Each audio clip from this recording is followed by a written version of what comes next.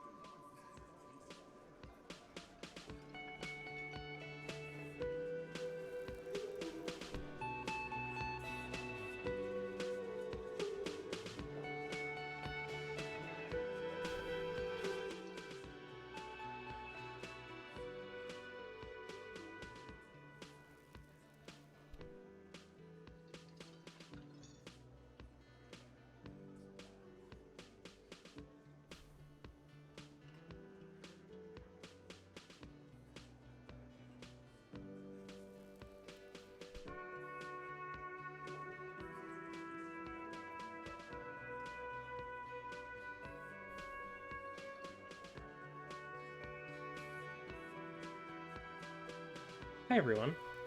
Hexcard Heroes, thank you for the gift sub to Melody Burst. Alerts might be a bit bad right now because it seems like Twitch is having some issues connecting to Streamlabs. That's okay. Hi everyone. I'm wonderful. I'm ready to play some more of the wonderful little RPG called Disco Elysium. Let me pop it open and get all my assets up. Last time my mouth barely moved at all because I was not posed correctly. Because apparently I forgot how to VTube. Oh, thank you, Eden. Yeah, I forgot how to do my forgot how to do the thing that I do. Yeah. You have a heart of gold. Don't let them take it from you. Ridley Samus, thanks for the follow. Let me get myself set up here. Where is all that stuff? Oh yeah, okay, hang on. You go away, and bop, and bop.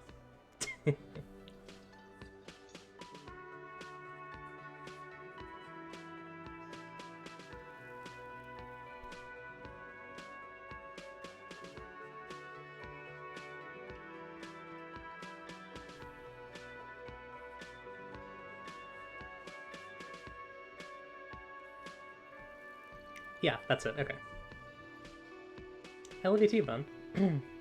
Yeah, disco sad time.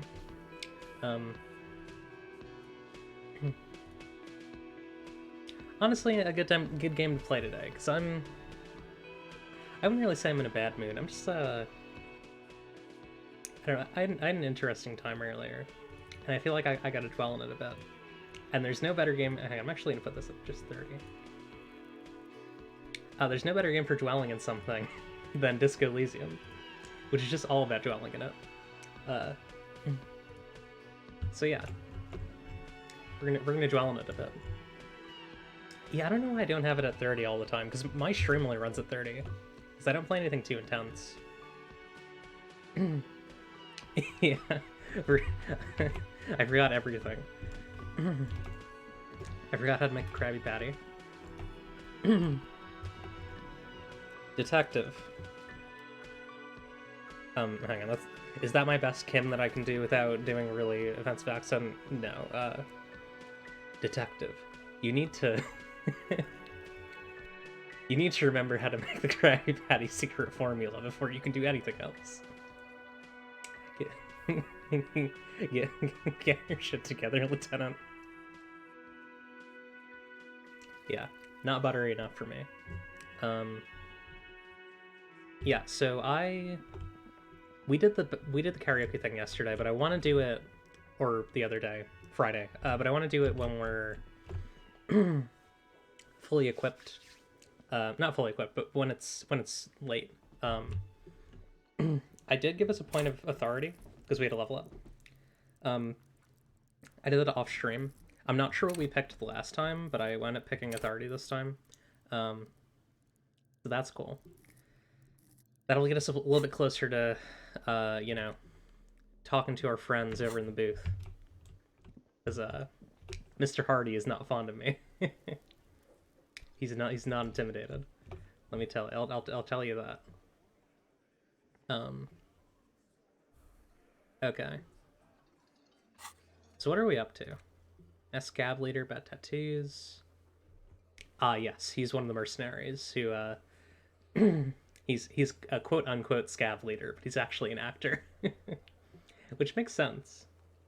Yeah, forget everything besides sorry, cop, and breathing. That's right. I could ask... Yeah, so I could ask about the tattoo's meaning.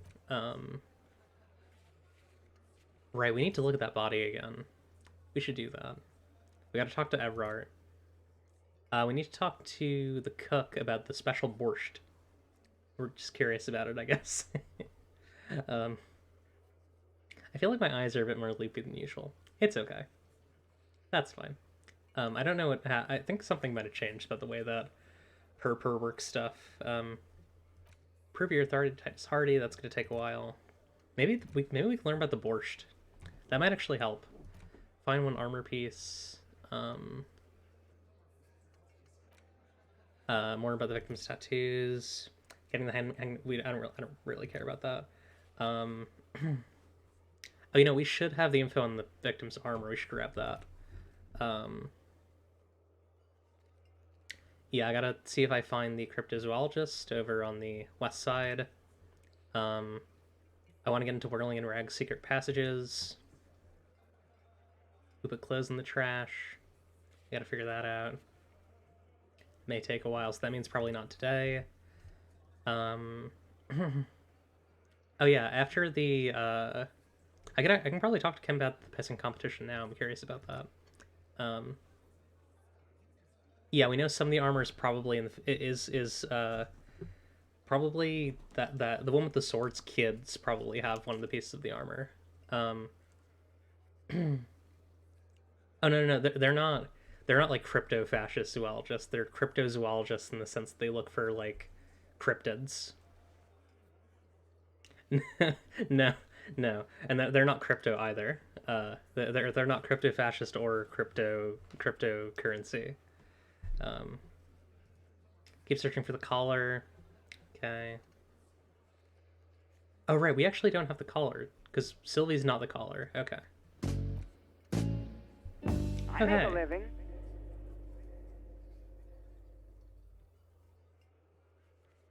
Baba Booey, it's 4 a.m. Baba Booey. I am gonna pass out. Good luck and bless you. Thank you, Kowalski. Thank you for the $15. Really appreciated. Yeah, I'm raising some money to potentially move out, but also for transition purposes, because it will be expensive, and you know, I'll have other expenses coming up. So, really appreciated. Yeah. Oh, hi, Judge Brennan. Hi, it's good to see you. Me and I don't think Judge Brennan was there, but one of Judge Brennan friends was there. Me, Westloaf, and Bon, were doing some Sea of Thieves, and we met some folks who also stream Sea of Thieves and some other games. And we did a really cool little thing. It's called Glitterbeard. And yeah. Some very cool folks. Very nice as far. I mean, I haven't known these folks for too long, but very nice as far as I've been able to tell. I've been watching one Sea of Thieves streamer who today said something that I had to unfollow him for. Actually, kind of related to this game. They said something. Implying they were anti-union, and I can't stand for that. Just profoundly bad vibes. An aroma of spices, alcohol, and tomato hangs in the air. The man ponders his cooking utensils and gives you a little nod, acknowledging your presence. So, we know now that Harry Dubois sounds like, what's in that borscht you're making there? Kinda. But I'm just gonna keep doing the voice that I do. What's in that borscht you're making there? The man says a couple of sentences in that strange language of his, and then seems to wait for you to speak. Yes, nod. Borscht need more vodka? He looks at the soup and then he picks up a bottle from the shelf. Okay, so it's vodka that keeps the men happy and in good spirits. Clever move by the Union. He nods. Vodka borscht! I love it, Bratan! Turn it the fuck up and then ask for some yourself! Turning it up seems like a dangerous idea, honestly. The place is a powder keg. I have an idea. I mean, that's trivial, so it's not the best. Yeah, yes, nod and turn your fingers clockwise. Turn the vodka up. He smiles, nodding vigorously, then pours half a bottle of vodka into the pot. With a whistle, he stirs the brew. Garasi, could I have some of that brew?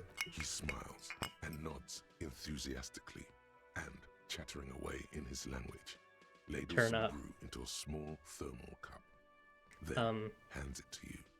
I can't see how many viewers we have today, which is honestly probably good, because it means that I don't have to worry about it.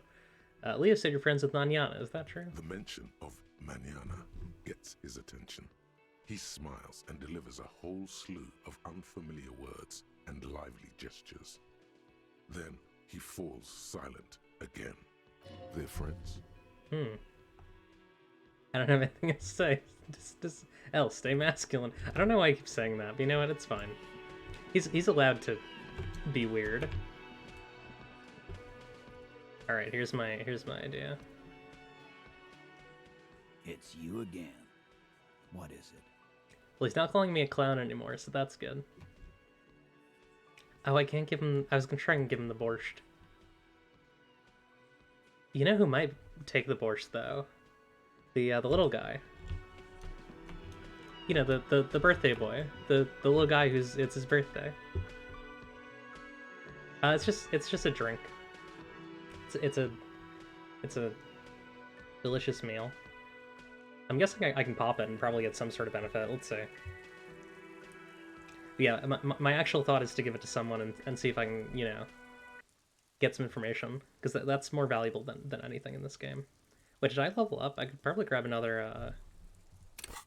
Oh no, I just finished the borscht, the borscht quest. Well, that was kind of cool. Yeah, let's see. Okay, yeah, so you can use it 3 times, and it'll increase your physique and reduce your morale. That's interesting. I mean, it seems useful, but also... Yeah, it's... Damn. Okay, yeah, so let's save that for, either just getting stronger when we need it, or bribing someone. Yeah, he frowning, but I feel like he's a bit better. He knows who he is. He did crash his car, but that was before, so I'll leave him alone on that one. I would like to try the conceptualization challenge for the sunglasses here. Stylish shades. 83. Huh? They'd be even more stylish if you paid for them with Hit me. Nice. It's taking a second to load this. Call the lady? Oh yeah, you're right. We should do that. Okay. Yeah, we should run the numbers on that armor. I guess I'm reading this. Ah, I see. A pair of water blue shades. The writing on the left temple says sub-insulindic rendezvous. The frame appears to be hand-carved out of bone. Oh, very interesting choice, officer. Very high culture. For the first time, the street vendor's voice trails off as he watches you inspect the glasses. Try them on. This is how a sea monster sees the world. You've become a sea monster, Harry. Giant, hidden, and strangely tender at heart. All is blue. Damn. Yes, but they also make your soul quiver like jello. So deep. Wow, officer. You look so cool. Turning up the game volume, but the street vendor has picked up his pace again as you observe the world through deep sea tinted glass And lenses. they can be yours for a mere 3 real. My regular customers have passed them all up because they've got no taste. But you found them.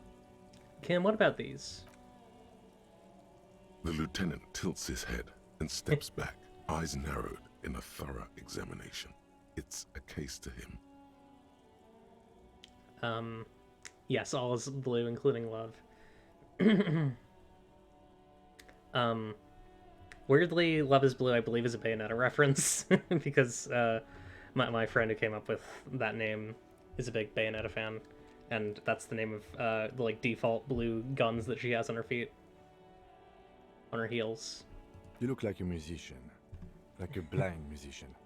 But you could do worse. Take them if you want. Damn, I'm gonna take them. Ooh, -1 perception +1 inland empire. That's really good. Yeah, let's get man those. who knows his Because we have a place to stay for free now. We can waste money if we want to. Yeah. Yeah. -1 perception, sea monsters vision. +1 inland empire, sea monsters soul. I actually want to read some, like, what are we wearing right now? Conceptualization +1 summer plans from the Sarah Marizian lounge jacket. A classic white summer jacket loved both by the Sarah Marizian Communist Party and the accompanying subtropical drug traffickers. It fits you well regardless of your political ambitions. White satin shirt, +1 conceptualization, a real statement to wear. -1 suggestion, unsavory odor. This white satin shirt used to be fancy. It used to really catch the light. Now it smells like someone took a piss in the armpit. It's gone. Fallen modular track pants. +1 to savoir-faire.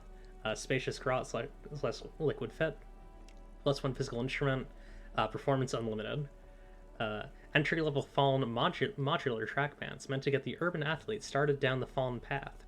Labels say hydrophobic 100%, Symantec, and Fallen Morova Lab, creating an air of pseudoscientific mystery around these pants. They feel rubbery and futuristic to touch. Good. Yellow plastic bag, frite. This classic bag has frite, sick, written on it in a dynamic, forceful manner that implies great prices. As you crack it open, a multi-gust of air flies in your face. Smells of yeast and beer are a perfect place for tear. Sunglasses, sub-insulinic rendezvous. The truth is you can't really see very well through the darkened specks, but you feel truly tender in this newly found deep-sea plane. Two blue-tinted lenses sit in a bone-carved frame like they've always belonged there. Horrific necktie, +1 inland empire, vivid imagination. The necktie is adorned with a garish pattern. It's disturbingly vivid. Somehow you feel as if it would be wrong to ever take it off. It's your friend now. You'll betray it if you change for some boring scarf. Yellow gardening gloves. Thick latex gardening gloves in classic canary yellow. Maybe you should retire, take up gardening as a hobby. It's worth a thought. +1 interfacing. Bye-bye bugs. Franconiharian cavalry boots. +1 perception. A view from above. Good old calf-length cavalry boots. Mount that horse and ride into the night. The heel comes in handy too. It definitely makes you feel a good 5 centimeters taller, but it could be that it's also making you sharper, more perceptive to your surroundings now that you've gained a new perspective. Pry bar. The red tip pry bar has Carson T heavy duty engraved just below the handle. It is satisfyingly heavy, and perhaps one of the most useful tools to carry around. We're actually going to carry the Ledger of Failure and Hatred for a bit, because I don't really need authority except for that one check. This is the same ledger you found in the trash, only worse somehow. It makes you think about the letter, about the woman's handwriting, about not wanting to get out of bed in the morning. So yeah, there we go. Do I have anything else that I can buy here? The speakers. You should go over and ask him about paying for those sneakers with your net worth. Yeah, I gotta... God. Why does Savoir-Faire keep saying this? I can't do that. everything. I don't know. Anyways, what's here? If he really wants to save the economy, he'd let you pay with net worth. Go over and ask him if you can. Stop saying that. I already did that. Y'all buy some... They're good for Half-Light. I'm probably gonna want Half-Light at some point. In fact, I probably could have bought those earlier, although I'd run into money completely. Oh yeah, let's look through the thought tab. Oh yeah, actually, I can just let y'all do that if you want. Here. Let's get that up. It might take me a second, and I'm also gonna have to turn this off. Yeah.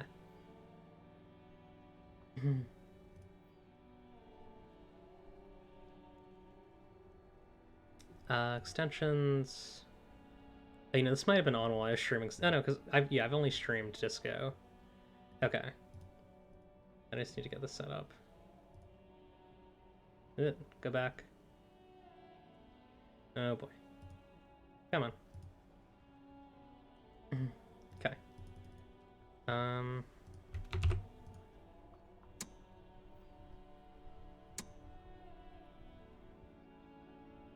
Seems to be having trouble connecting. I'm not sure why.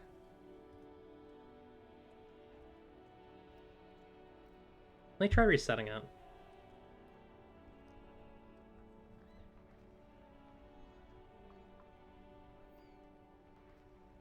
Okay. Yeah, sadly... Yeah, the narrator, the ceiling's got a cool voice. Um... Okay. Yeah, I guess I can't get integration up. It hasn't been working for the last couple days. I'm not sure why. Anyways, I'll just tell you which ones I have. Lens in My Home, Rigorous Self-Critique, Mazovian Socioeconomics, Polymetric Shit Compressor,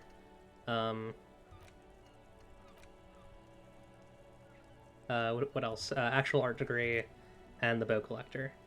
I'd also like to get... I started doing Guillaume Le Million. There are a lot of them. Yeah, they are dense. I think I want to do White Morning next. Because it just seems interesting. You see yourself from above. You're passed out on the blue tiles of the hostel room floor. Even from the distance, you can see your eyelids flutter. At the mention of what? A great white object, letting out the sweet smell like a lily of the valley. The little man's forgotten its name. But he still remembers the feeling, and look, he moves. The feeling animates him. He instinctively reaches out for the feeling's best friend, a bottle of Commodore Red. He puts on his disco clothes and gets smaller and smaller. Oh, okay. That makes sense. Yeah. Oh, he wants to talk to me? I, saw you poking around in Lady Driver's lorry. She in trouble? No trouble. She's gonna be fine. Oh man, that's like a load off my mind. All that stress was messing up my rhymes. What's the plan with those rhymes anyway? Oh, you know. Tommy Leham's gonna be a musician. Sprechgesang, but with beats. I've got a lot of free time on the road to hone my craft. Why, Tommy Laham? Tommy Lam was taken. My real name's Jerry Lafitte. Tommy's way better. Yeah, this game's writing's really good. It's more him. Alright, I had another question actually. The man taps his fingers rhythmically against his arm. Tell me a bit more about this. This is actually a good time to ask this question, because I think I'm going to go... Actually, I should check... Hang on. I actually don't have any other questions. I'm going to leave. Thank you, bye. I'm going to pull the radio out. Inside, you see a set of steering levers, a radio microphone, a pull-out toolbox, and the soft glow of the fuel preheater gauge. Pick up the radio again. This is Precinct 57. How may I assist you? Have you heard back from the ICP about that serial number? Yes. The armor was produced by Fairweather in their facilities in Betancourt sur la Clé in 42. Didn't we know this? I feel like we knew this. She looks at her notes. It was part of a special order for Corps de Pharmacie, a security firm contracted to protect the interests of Oranese pharmaceutical companies in the Semenine conflict. Is that a real band? I don't think that's real. I think that's a video game. It's like Strung. Oh, interesting. So, it seems the armor went to Semenine. That's where the paper trail ends, though.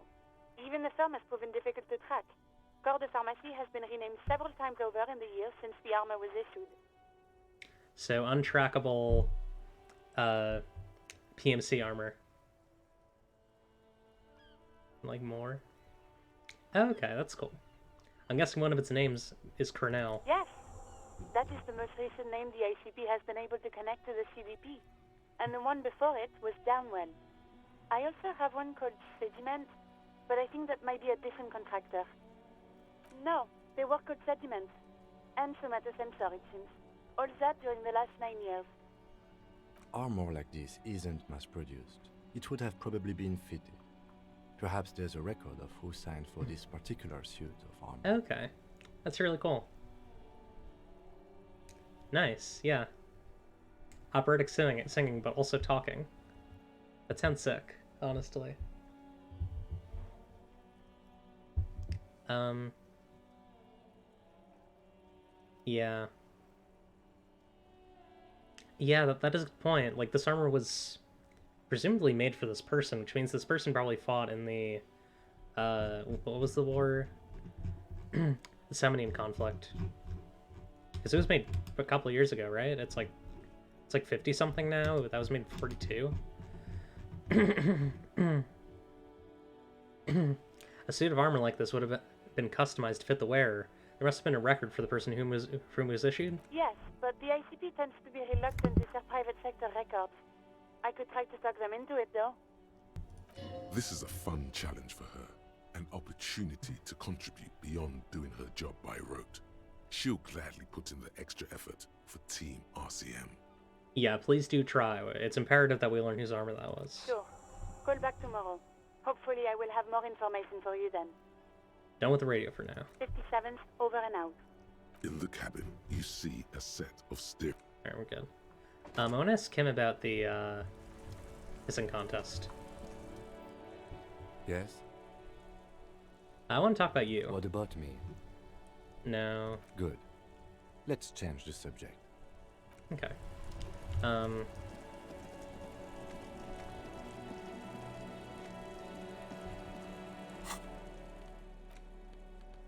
Funny pants.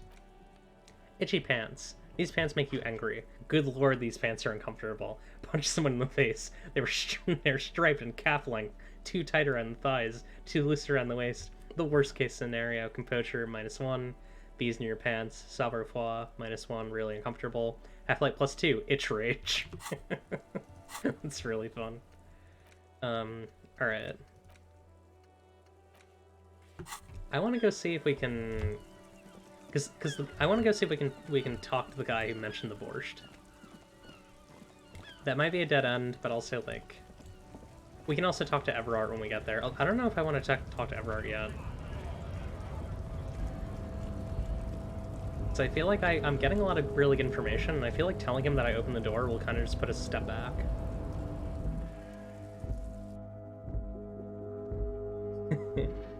Itchy pants, new content.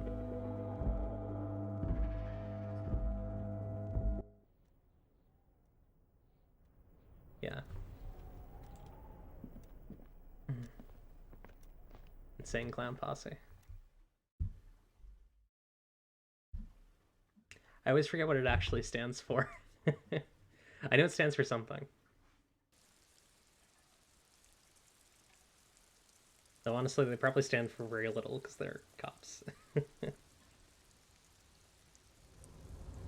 You know how it is.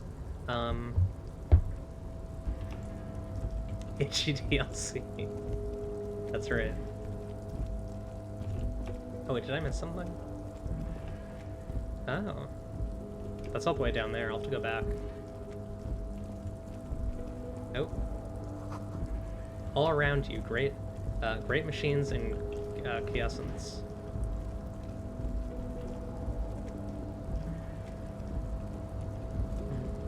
Interconnected posse. We are the interconnected posse. Hear us speak. Hear us speak as one. We are all together, and we say yeehaw, partner. Oh yeah, right. Let's pop it open. Boom. Actually, hang on, we should probably have the ledger on this hand, and then the... Yeah. Oh, Fallen Ultra Series gloves boost half-light. Cool. The musk of oil and rust comes from the chasm in front of you. Smells like blood. I think we've seen that one before. It's still really cool. We might have seen that on our, like, reload. I think that's probably it. Oh, hey, mister. I knew you'd be back to talk with old Leo here. Yes, I did. It's like Lady Larice said when she opened a bathhouse in the basement of my apartment building. They can only get so far before they're aching to get back. And lots of folk really did keep coming back. I had some questions for you, if that's not too much trouble. No trouble at all, mister. No trouble at all. It's Oh, like damn. that old saying goes, wisdom withers if not shared. And old Leo is always up for sharing. We'll listen to every word that this man says, and I will be happy to do it. Okay, I'm off. I guess we'll go talk to Everard. Actually, I was hoping he would want the borscht, but he did not. Huh. Here's my thing. I don't know if Everard is going to give us information that will be incriminating against the Hardy Boys. Although it might make them trust us more. Which I feel like telling Everard, like, we already did the thing for Everard. There's no going back from that. We've already done his dirty work.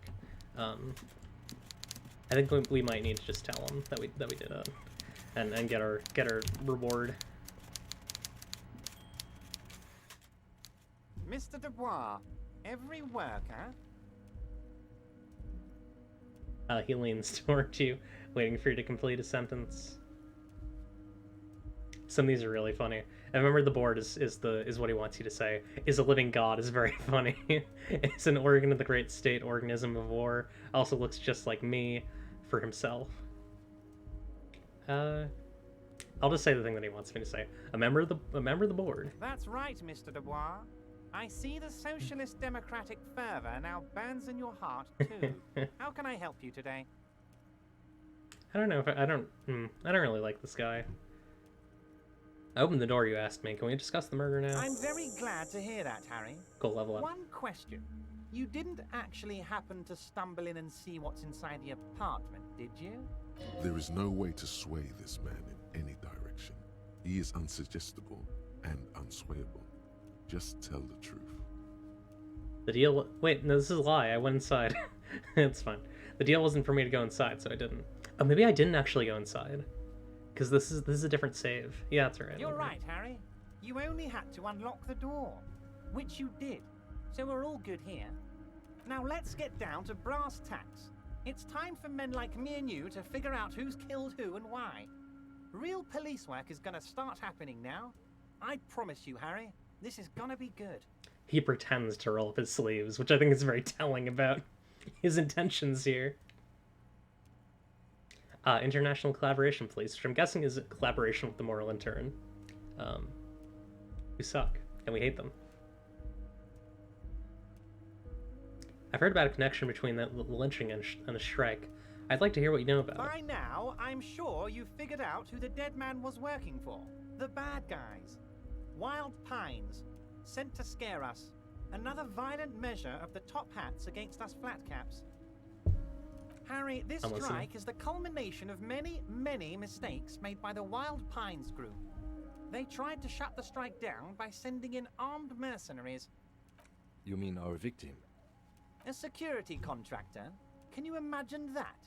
Workers standing in peaceful protest, united in the spirit of fellowship, and they send hired killers to mow us down with machine gun fire?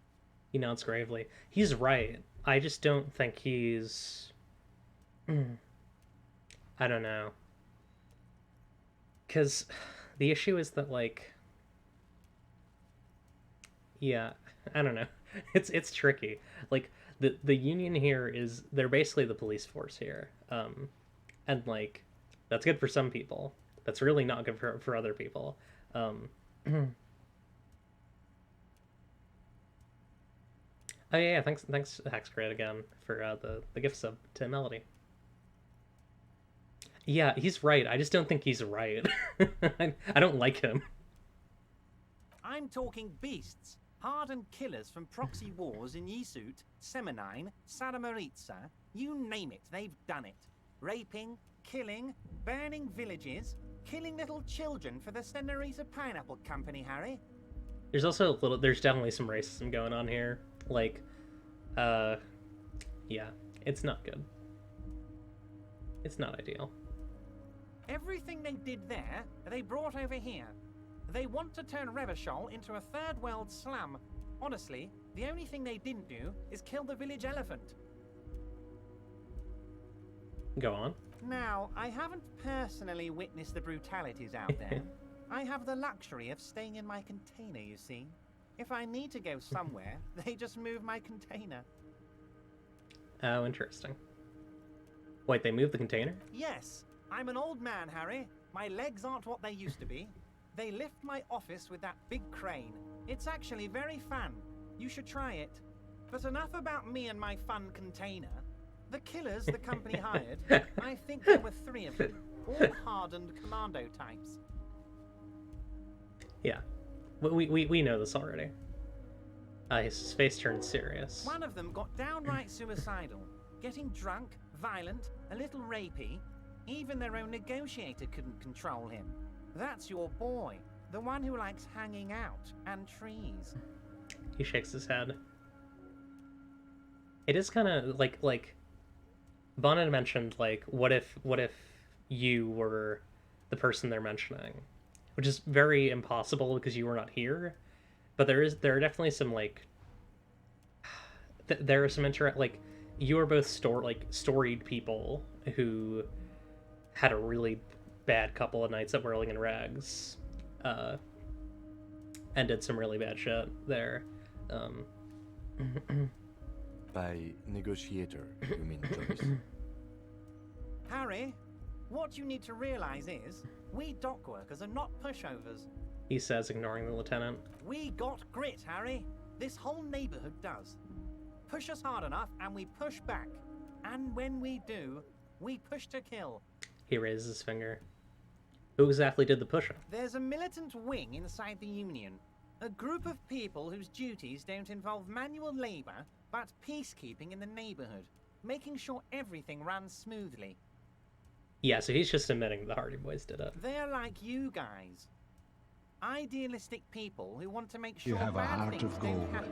Don't And let if them they take it from already you. have, well, punishment must follow. Thanks for the follow, Froggies. He nods to you and the lieutenant. So these idealists killed our victim? One day Titus Hardy, Yeah. leader of this peacekeeping faction, comes up to me and says, "Boss, socialist democratic fervor drove us to take it upon ourselves to kill this beast that was burdening the land." He probably worded it differently, but Yeah. that was the idea. Sure sounded to me like they killed him. He chuckles. I gave them 2 weeks paid leave and told them to lay low to avoid retaliation. Aren't you worried we might arrest them for this? Oh, I'm not at all worried about that. These are not the kind of men who get arrested. They're Martinez boys, tough and gritty. I'd like to see the man who takes them in. Yeah. Besides, I sent my lawyer girl to look after them. Oh, God. If he's just boasting, then it sure doesn't feel like that to you. He's not worried. I hate this dude. He sucks.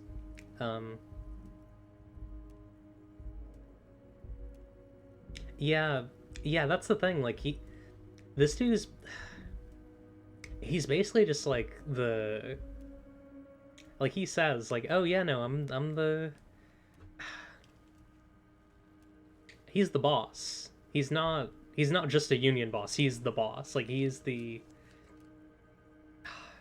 like, we don't see the boss. Like, they're, Wild Pines is just sending orders down, and this guy's like relaying them. This is not a real union. Like, this guy is not. This guy is a boss. In like every meaningful measure of the word. Yeah, I think they work directly for the union. Like, they are just the union's enforcers. Which makes them just be like they're like a patrol, which is really bad. Yeah. Like, this is the challenge, like, for all the, you know, I think some of this is like, how much of this is like the mystery, like playing up the fact that like this is playing with a lot of like pretty clear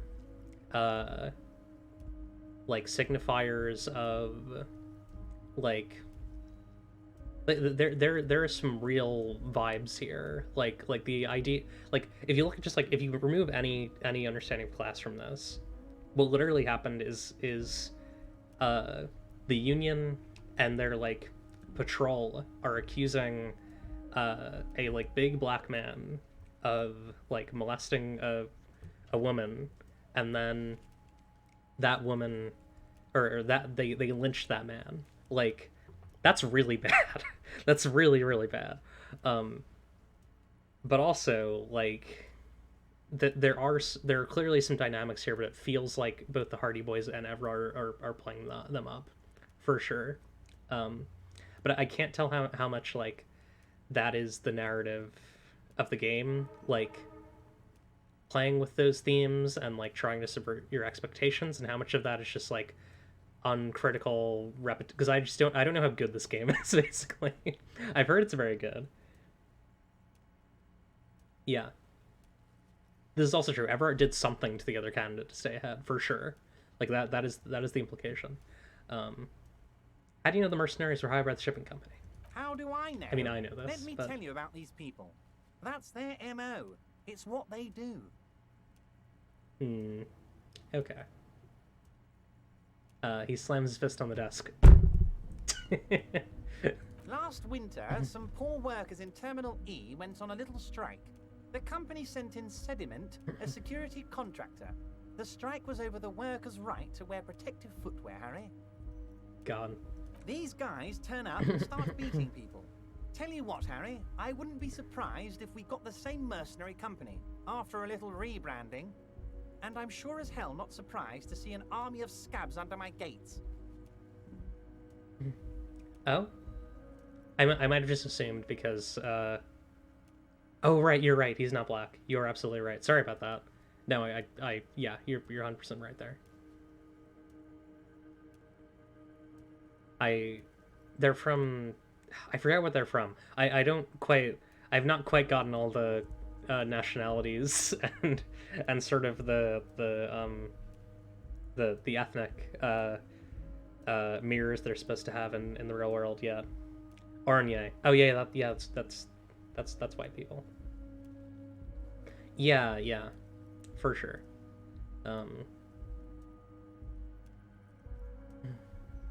So you believe the scabs were organized by the security contractor?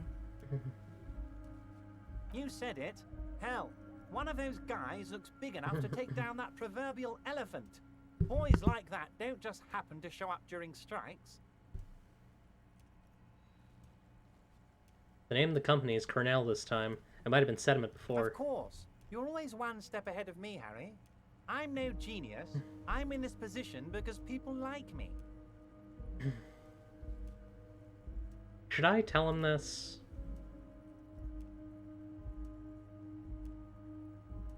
I don't know if it's... Let's change the subject. By all means, Harry.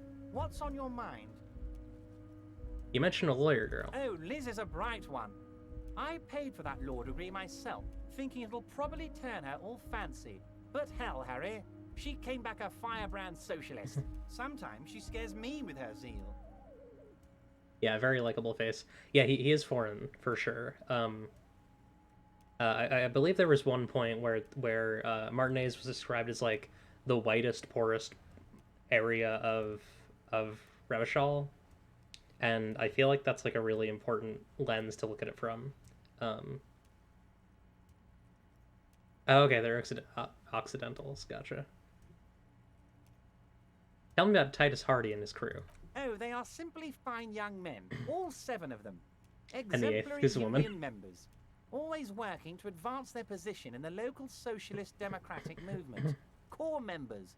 Old Theo used to run them, but things really kicked into gear when Titus took the reins and named the group after himself. Gotta love his initiative. Yeah, like, appearance doesn't usually dictate, you know. That's a very, like, what's his name? The guy who wrote Willy Wonka.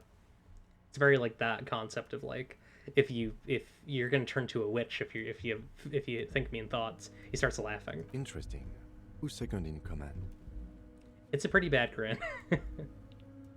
Yeah, Roald Dahl. They're almost all of them great guys, born leaders. Whatever happened, I'm sure they only had the best interests of Martinez and Revachol in mind. It's less this America and more this doesn't take place in our world. Yeah. And also, like, it's not really the Red Scare, it's more like communism was tried here and then it didn't really, like, they tried communism in Revachol and it didn't really work.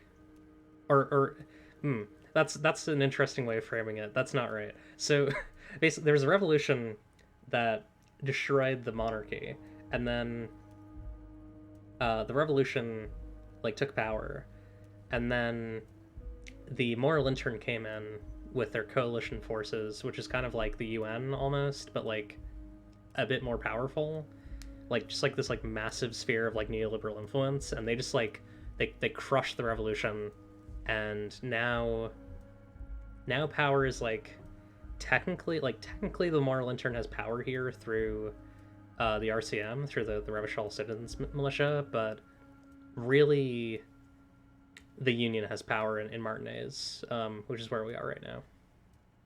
That's my understanding. Yeah. For sure not America or Earth. Work with them. Hell, interview them. But don't fight them. They really are just like you. Men who like beer, women, and some order on the streets. I don't like that last one, but okay. Everard, I met these Hardys. Can you ask them to cooperate with me? But of course! It's the least I can do for my good friend Harry. I'll do it right after we've concluded this talk. You can now go and tell Titus about this. See what he has to say. Yeah. Also, Harry, here's 5 real. I don't need it. I only wanted you to help me with the Hardy Boys. Oh, I wasn't offering it to you, just holding it out there. But I'm willing to share information. Was there anything else? Good talk. Let's conclude.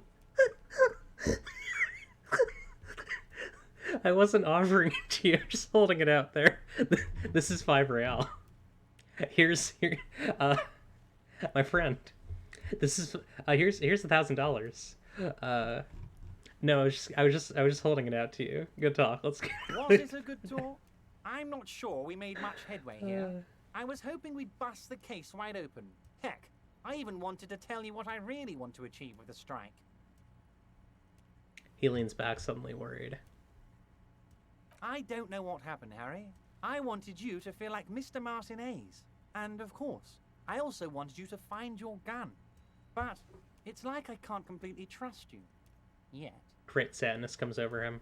Yes, Harry. Yeah. It's like I can't fully trust you if you're not a man of the left. I want to, but I just can't. He says, slowly shaking his head. A man of the left. So you have to be a social democrat.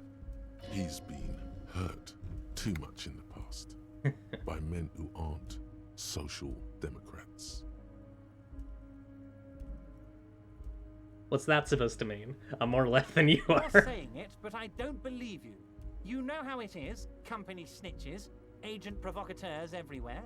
I'm barricaded in this fortress of mine, and I need to get a message out. Will you help me? And what would this entail? Once again, I require nothing unethical or illegal of you.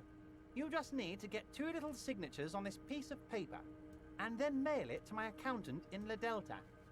Kim, what do you think of this? It depends. I don't think what we just got from Mr. Clare was very useful. He studies Everard. But he thinks it's your call. As I said, it weighs on me heavily. But once we get really talking, well, I'm gonna hand you the keys to Martinez, and maybe even help you figure out who's behind this killing. What are the signatures for? I'm glad you asked, Harry. The Union is going to build a modern youth center in Martinez. It will be righteous. We're gonna get those teenagers off drugs and on roller skates. There's a nameless little street on the coast with some old houses around it. Most people have already signed. I just need 2 more signatures to get this mission off the ground, Harry. Hang on. 1 second.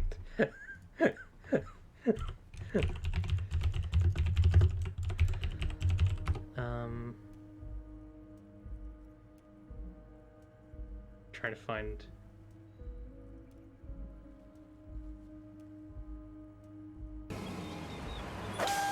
Plankton, all my asserting has driven everybody away. Exactly. You didn't tell me everyone would leave. Oops. Mega Bucket! You used me for land development! Yeah. Hi, Rainey. How's it going? Yeah, we're not gonna be... You mean the fishing village? Yes, the little cul-de-sac on the coast, where all the men have drowned, in either the sea or the bottle. A gloomy place, doesn't have that Union attitude. What'll happen to the current occupants? They are just gonna have to deal with the construction noise for 6 months, and then they'll be living like kings.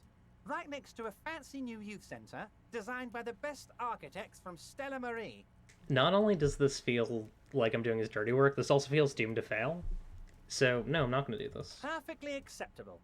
No one's gonna force you into anything, but I don't know about that gun of yours.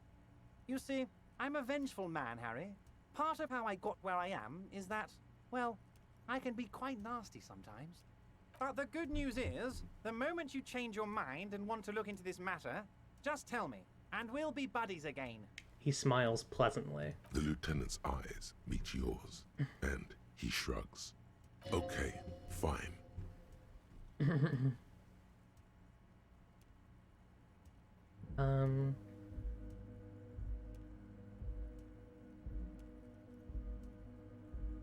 Oh, nice, you got your vaccination. Cool. Good work. Yeah, ain't gonna get Clay Davis. Maybe he has it, I'm not sure. I wonder if this would help a bit. Turns out the Strikers are being served an alcoholic brew. I made it even stronger. I don't know what that means, Harry, but I love it. I love your initiative. Knowing you're out there keeping things running lets me focus on the big picture stuff. I hope he's Don't happy. even tell me what was going on. Alcoholic brew, stronger, stopped it, strike. I'm just gonna let you surprise me, Harry. God. I'm told the union is involved in the local drug trade. What? Harry, how could you say that to me? You know I appreciate a joke as much as any Johnny Fat Guy, but I can't take slander. Are you actually investigating this? No comment. Actually...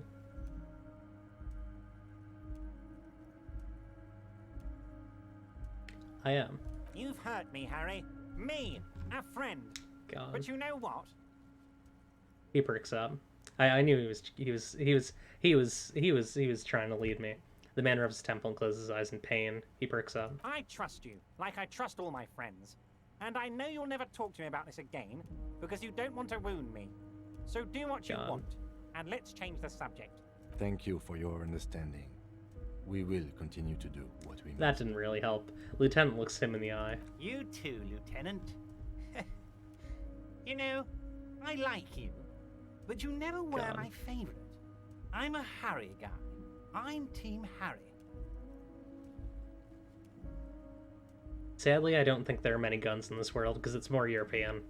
Where you can't really go to, like, Walmart and get a gun. Nice. Good mask day. He chuckles suddenly. None taken. Did we have anything else to do here, Harry? I'm gonna leave. See you soon, Debardeur. Just kidding, but not too much. The big man raised his hand in farewell.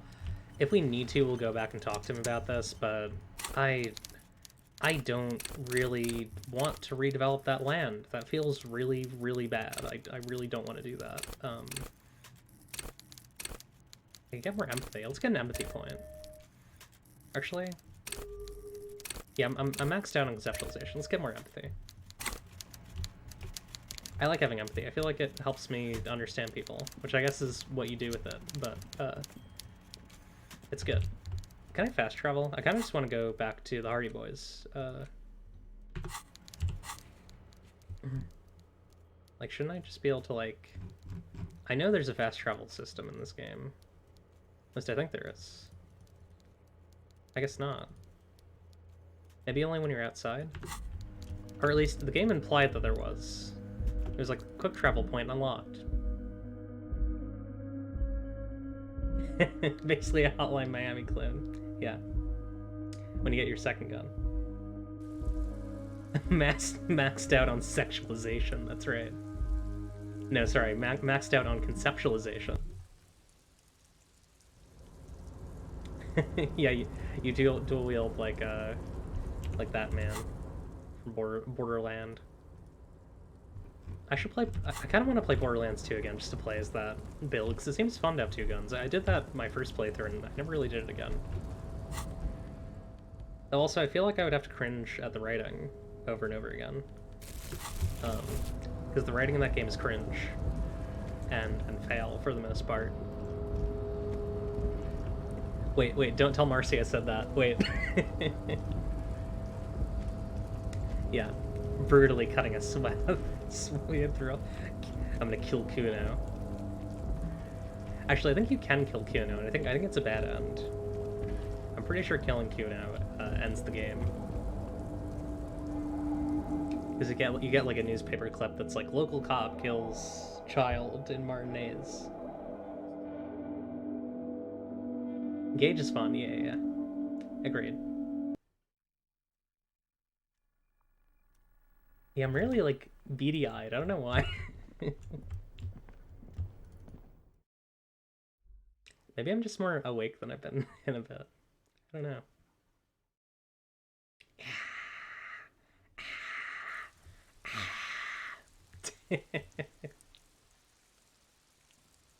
Yeah, I've heard Borderlands 3 is a bit of a mixed bag. It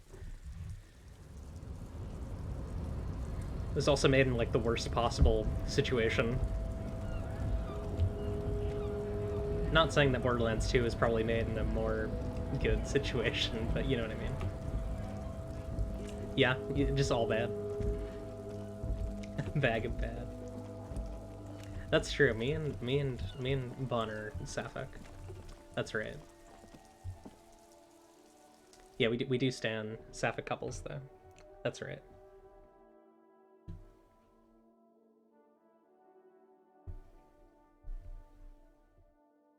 God. So cute to kill now. Yeah, it's fair. Yeah, the gameplay's really good. At least in 2. I've not played 1 or 3. I'm gonna save.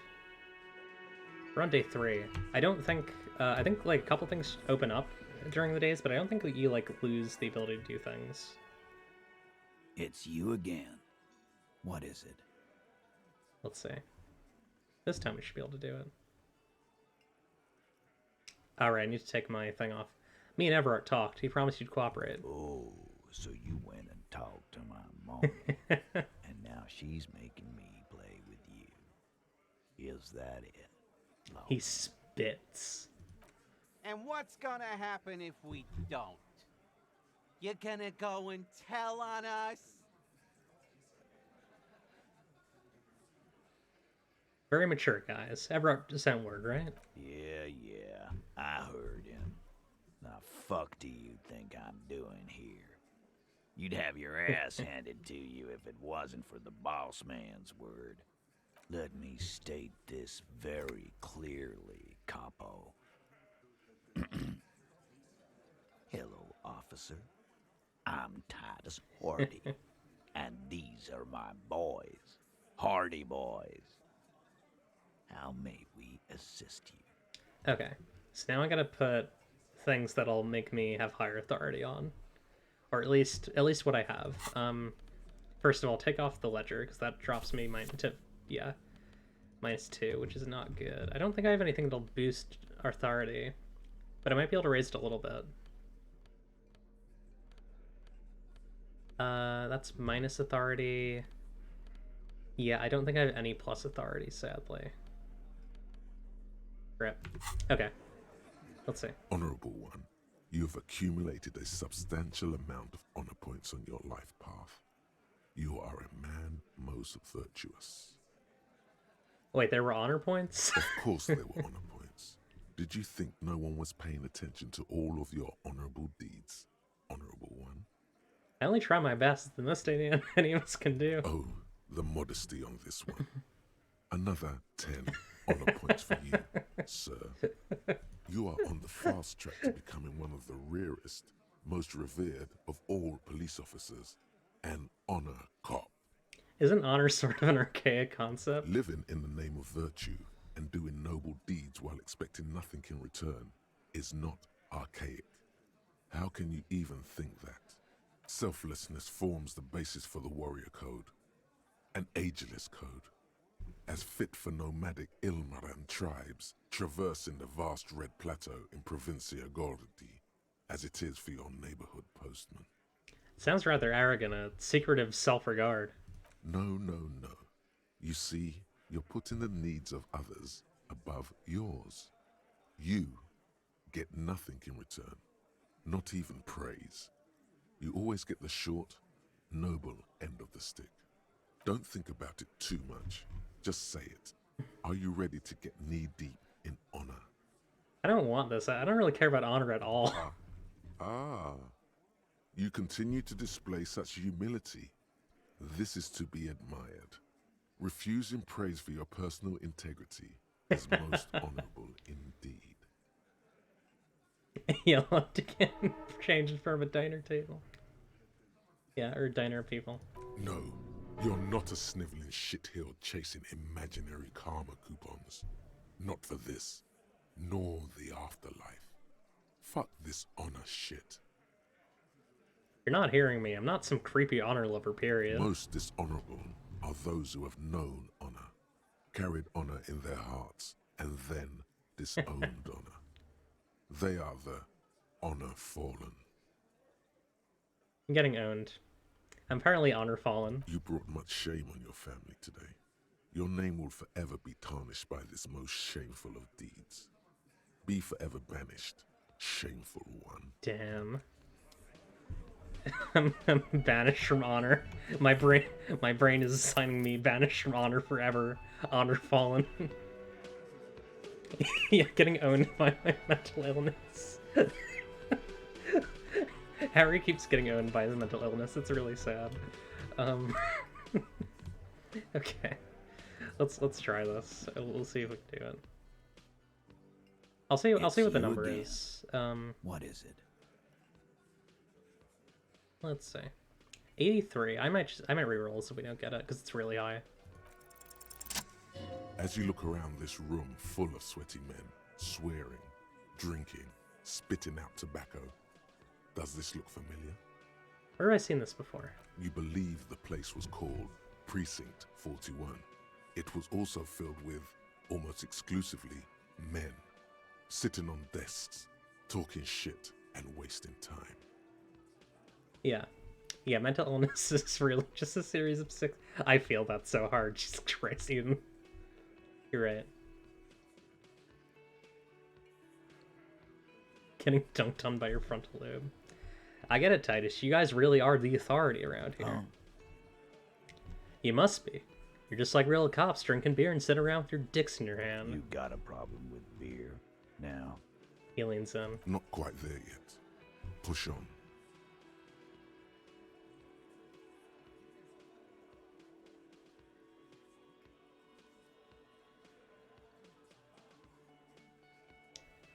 These are all really good. I'm guessing all these do it because I passed the check. This one's really good. No, I got drunk. I got so drunk I drove my car to the sea. I don't give a shit either, just like you guys. Speak for yourself, buddy. We've been giving a shit for 10 years. Martinez was a dump before we put this outfit together.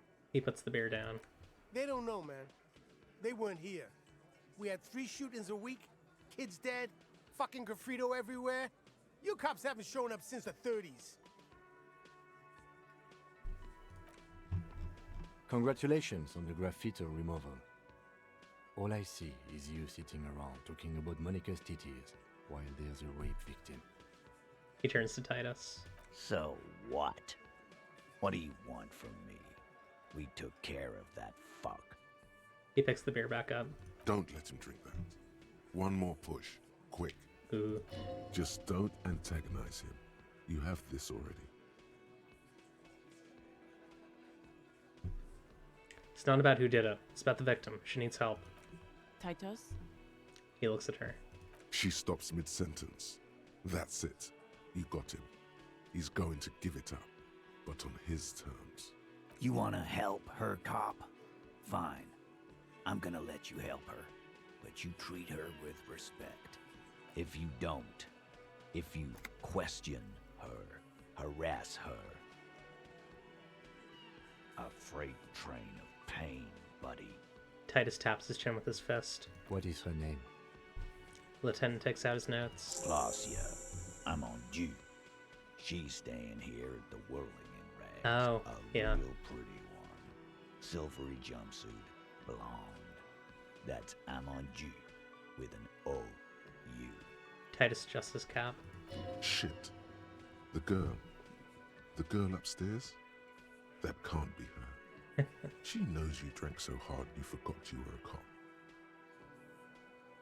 Yeah, this game has some spooky sound effects sometimes. Oh, it's her! It's definitely her! It's Miss Oranje, disco dancer! Miss Oranje disco dancer. Sure. Why not? You've probably seen her around. Said you don't remember being a cop, said you don't remember reality. 3%. Glass Ayamandu. Cool. Keep your cool. You inexplicably add cool after the victim's name, with your eyes bulging like some wild beast. No. Your fingers are fidgeting and sweat starts forming on your brow as Titus looks at you oddly. I don't understand what's so cool here. God. Nothing. We just have a few more questions. Then we'll be on our way. He gives you a sideways glance. Whatever you do not tell him you know her. That would sound off. Okay, well, I won't say that. So what was her relationship with the mercenary? Relationship? There was no fucking relationship. He raped her. That's their relationship. Yeah, I think all my questions are gonna be bad here. Something is off here. His anger is possessive. Oh. Was like that karaoke incident all over again. Or like some of the other girls he was harassing. Okay, enough. All of this is irrelevant to your stated investigation. So the rape, when was that? He did it before we killed him. He's not gonna do it again. So what does it matter? He crushes his half-empty beer can. It would help if we establish a timeline. All right. 2 weeks, maybe? I don't know. I need another beer. Disco dancer, let's have a title drop. He turns to Glenn. Here you go, boss. The tall blonde throws him a can. Titus cracks it open. So, scratch your head. What is your relationship with her? I know her. He looks around, and an uncommon silence fills the room. How well do you know her? Well enough, Copper. We party. She's been here for a few months. He crosses his arms. So she's not from around here. You mean Revachol? Nah. Our Miss Oranje disco dancer is an immigrant or a drifter of some sort. Been staying over here over the winter. Oh, is this our, I wonder if this is our 8th Hardy Boy. I don't know. I'm curious. Or maybe it's another character. Don't you give her any more trouble. She's just had some bad luck, that's all. The fat guy blurts out. Shut up, Angie. She doesn't need your help. He slaps his forehead. Titus gives them both a look. They fall silent. Yeah, I need a book. Yeah, let's get a book to keep notes. You can kind of see it. There it is. What's with all the silences? It's like these guys don't know how to feel about this. You should keep picking at it. You said you partied. Cool. That's cool. What do you mean? What do you think I meant? Laugh. Sex, drugs, and karaoke, right? Yes, and no. Got something to say about it? He looks you straight in the eye. So you're saying you two were close? No, we just fucked. That's all. I'm not gonna give you any details if that's what you're after. Yeah, that's fair. So put your dick away. He states matter-of-factly. He really went out of his way to seem comfortable with this topic. That's all you're gonna get for now. Thank you. We'll talk to her. Remember what I said. Freight train of pain. I'm gonna take off now.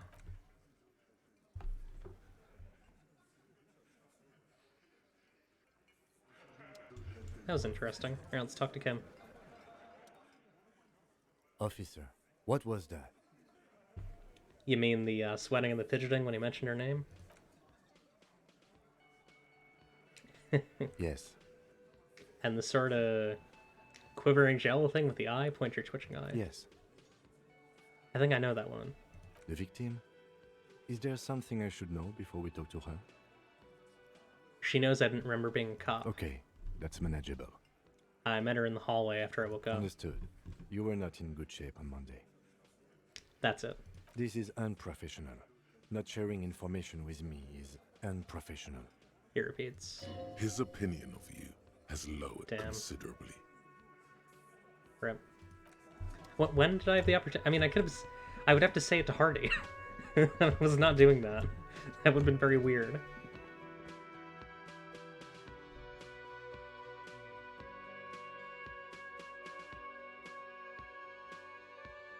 It's like I shared it with you now. I don't know. I think Kim's expectations are a little too high here. Okay. Let's save and check out, say hello to our old friend. Yeah, I cannot imagine how... It is probably really bad if you go for that line. Yeah. Yeah, it wasn't relevant until right now. Literally, Kim. The door is chill. closed. Knock. Who is it? A woman's voice answered, muffled by the door. This is the police.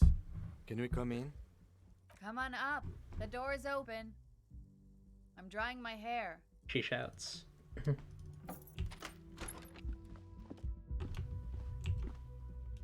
Is this it? I'm guessing it's the stairway.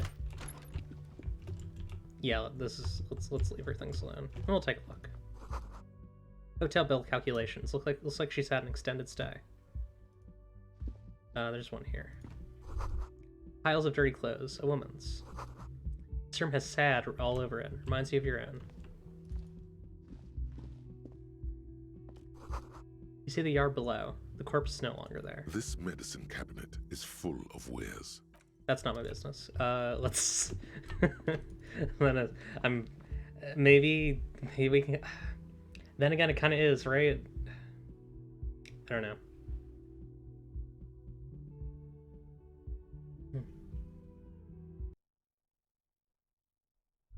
You know what? Hang on. I do actually feel like any information that we can get... Like... Yeah, I don't know. I feel weird about this, but also... like, she's probably not gonna tell us some of this stuff, and... We shouldn't know, but also... yeah, I feel weird about it. I guess we'll do it, because, like, that's kind of the game. But I do feel weird about it. This medicine cabinet is stocked with drugs. It's been used quite a lot. Okay. This toothbrush belongs to someone who doesn't give a damn about her teeth. The medications. Pharmaceuticals line the shelves. Sheet upon sheet of pill bottle next to pill bottle. Acetylic acid, APAP, eye drops, blood thinners. Quite a collection here. Anything of note? Search the bottles. Pill bottles rattle like bones as you search the cabinet. Paracetamol, something in a foreign language you can't read. Behind them, an unusually shaped nasal spray. Its label reads, Nacra. Whisper, what's Nacra? An opioid receptor antagonist. It's used for diamorphine overdoses. Oh. Search the pill sheets. Among some foreign, probably Messinian, or Gottwaldian, marked red blister packs you find. What do you find? This is going to take a little know-how. We're going to close the cabinet and change our outfit so that we can get information from this. Time to dress like a freak so we can so we can know about drugs. That's what this game is. It's just like time to look completely weird and wrong so that we can understand what a drug is. I think that's... Oh wait, this boosts electrochemistry. God, we look weird. All right. This there we medicine go. cabinet is stocked with drugs, plus an old toothbrush. A bright orange bottle with peptide stamped on it, in sunny, happy letters. Jackpot, baby. That's the stuff you're looking for. Your palms begin to sweat just holding that little plastic container. What's so excited about this? What's so exciting about this plastic bottle? It's speed, orange man. bottle. just what you were Oh. looking for. They call it dextroamphetamine and talk about psychological disorders. But what we're seeing here is some scientifically advanced trucker speed. Lieutenant, I also see a brand called Preptide. Preptide, a euphemism for pharmaceutical amphetamine. Prescription speed. The fuck are you waiting for? Let's get super fucking preppy. Close the cabinet. And don't do that. I would say, personally. Not because I care particularly about, like... Listen, if you want to have a nice little drug time, that's okay. But, First of all, I don't really partake much. And I feel like Harry has had some problems in the past with stuff like that. Yeah, I'm just gonna look at all your meds. Not ideal, not great. Maybe not even useful. Although I think I'm making some connections here. I think this is probably our you feel someone watching you behind the glass door, woman. I'll just observe this really quick. The bed has been hastily made.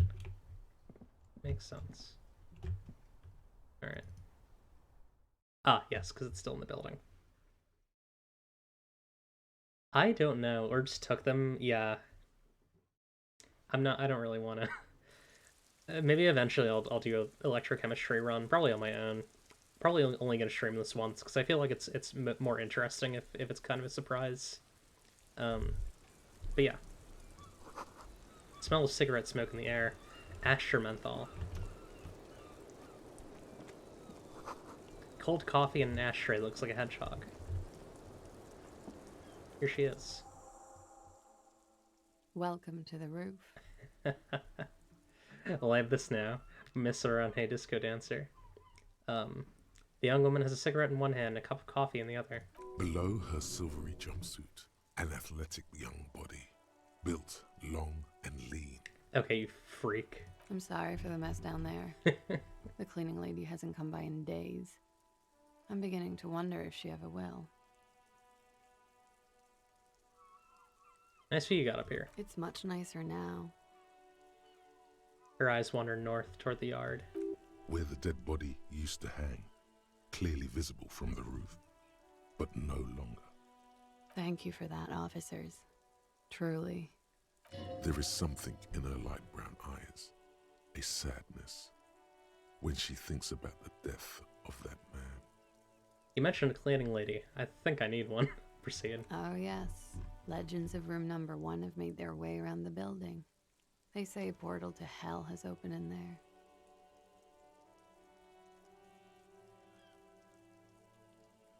I really like this reply. It's really funny. This one's also kind of good. This one's frank in a way that I feel like when I started out, I was kind of veering towards like the apocalypse cop sort of vibe, but I feel like now we're just full sorry cop. No, I just trashed the place. I know. That's probably also why the cleaning lady quit. Rip. Yeah, I kind of hate electrochemistry every time it talks.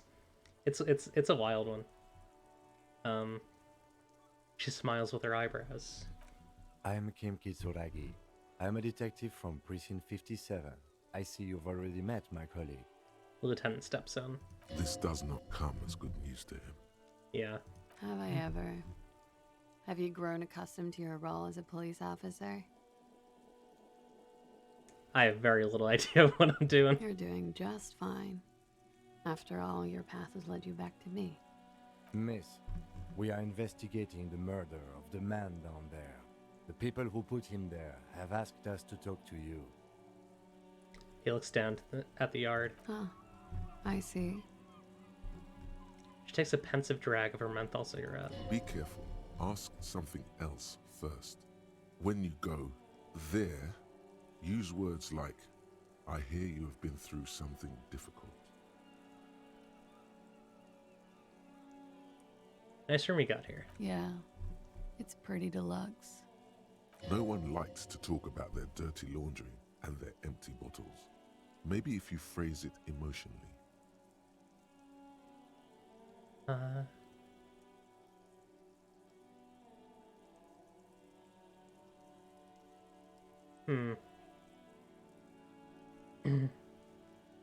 Is this what it's telling me to do?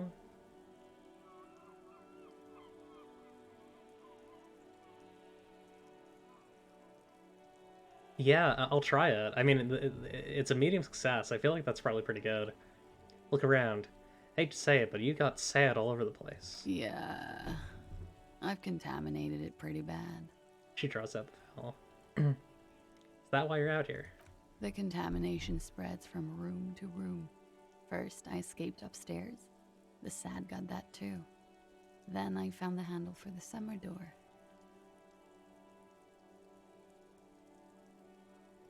Got it. It's mostly about the lack of cleaning services. And an abundance of me. What are you doing here in the whirling rags? I'm wintering. How long have you been staying here? About 4 months. I came in November. She calculates. Why here? Here in the Whirling, here in Martinez, or here in Revachol? Here in Martinez. I heard this is where the washed-up disco has-beens go. You came to the right place. She looks at you and nods.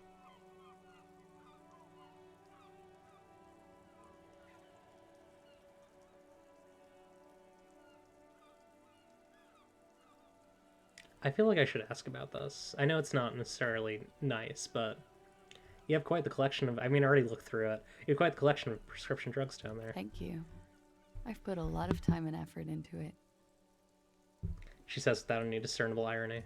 Technically, possession of narcotics is legal in Revachol, but you should still reprimand No, her. actually won't. This is why I don't... I feel bad that I got so much authority because I hate him. No, don't listen to the stiff. Be cool. It's quite impressive. How do you amass such a hoard? With money, sir. It's not exactly the NT-star size caboodle I intend for it to be one day, but it's getting there. Takes a drag. You seem to have, among other things, Preptide. Oh, yes. One of my favorites. It cures many ailments. Like what? Like not being able to stay up for 36 hours, not being happy. It cures those ailments. It's just a mirrored speed molecule, basically. Your collection includes Nacra, an opioid antagonist. Comes in handy when you've done too many opioids. Is that something that happens to you often, miss? His tone isn't aggressive, just inquisitive. Better safe than sorry. Takes a drag and smiles. That's as far as that goes, then. Very funky. She takes a drag, looking you straight in the eye. What was that? Funky Town? What's funky? Believe me, you don't want to get into that shit. He flicks the ash from her cigarette. I do. No. You've got it bad as it is. She leans in to inspect your sideburns. I have other questions for you. Okay. She takes that there. She takes a pensive. That's a loud drag. Takes a pensive drag of her cigarette. What's your name, miss, for the record? Clausier Amondou. Where are you from? Vredefort, Republic of Oranje. What's Oranje? A bad memory, officer. Memory what? Of lilacs and lightning. Parks, glass. Duraluminium. Vredefort is a conference city. It's always autumn there. A night. At least it was for me. Yeah, I guess pensive means as loud as possible. Contemplative, and by that I mean so loud. What's so bad about that? Nothing. If you're no longer there. The conference centers are filled with people who get angry at you if you do something wrong. Did you do something wrong? Sooner or later, everyone does. How old are you? I'm 28. So old you can't hear yours. Yeah, no thought but all thought. That's right. What do you do, miss? What's your specialization? Something stupid. What's that? Oranese lit. Arnie's lit. Oranese literature. It's what I studied at the university. What's Arnie's literature about? Fear of failure, fear of death, how it sucks to be Oranese. All national literatures are. Only the name of the nation changes. What about Revacholian literature? People sometimes reveal things about themselves when they discuss such matters. Revacholian literature too. No. Revacholian lit is about how magnificent and serious Revachol is. It's about how you have to save the world. She seems glad you asked. The world is important. I want to hear about you. Strange. Usually the Revacholian hero does not save women. She breathes in the menthol-flavored fumes, savoring it. It's a frivolous pursuit. He saves all of mankind instead. Then breathes out. She seems quite relaxed for a victim of assault. But, of course, what seems should not be your priority. Yeah, empathy. Chill.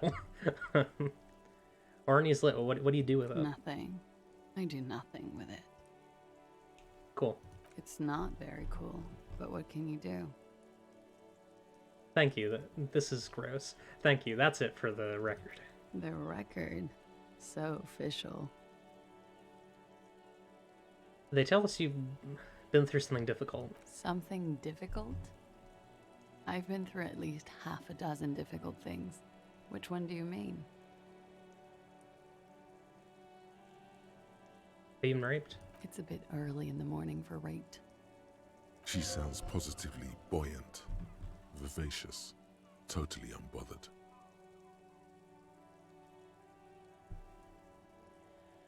And what does that mean? Were you... Yeah...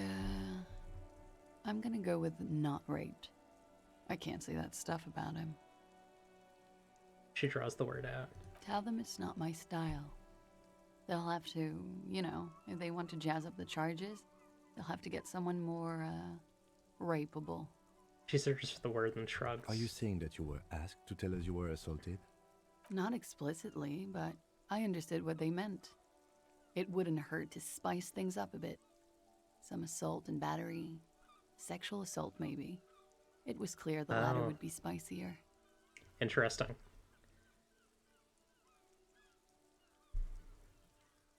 Titus asked you to spice things up for us. Pretty much. She cradles her coffee cup in both hands. Warming them. Yeah, that's interesting. She must be very cold and exhausted of this life. It sucks that the Hardy Boys did that, huh? Really bad. What did happen between you and the victim? We partied. What kind of partying? Point your blood face, the kind I do. With all due respect, sir, I think we partied a little harder than that. Harder than this. Keep pointing your face. I didn't know it was physically possible. Oh, it is. You're still alive. She takes a long drag. What did you do when you partied? We drank, sir. A lot. For weeks, basically. We had that effect on each other. We made each other drink harder. That's why I liked him. No, I don't think that's it. I think that they... I don't think she really cared about this guy. Like, I think that basically they framed him for that, and then you know, they were gonna kill him anyways because he was basically a thug sent to rough up the Union, and you know, potentially kill the strikers. I'm gonna refund that. I don't think I want to do Bloodbrick for this game, especially this scene. Yeah, I don't think I'll do Bloodbrick for this game, but I will refund that. So, worry not. What else? Stimulants. Speed also has that effect, making you drink harder. And then drinking harder makes you do more speed. It's quite the combination. We also had sex. Yeah, they need an excuse to kill this man. Yeah, Titus also definitely had some feelings for her, for sure. Um, there might be some jealousy. I don't know. It's tricky. You were lovers. I guess you can say that, yes. A bit.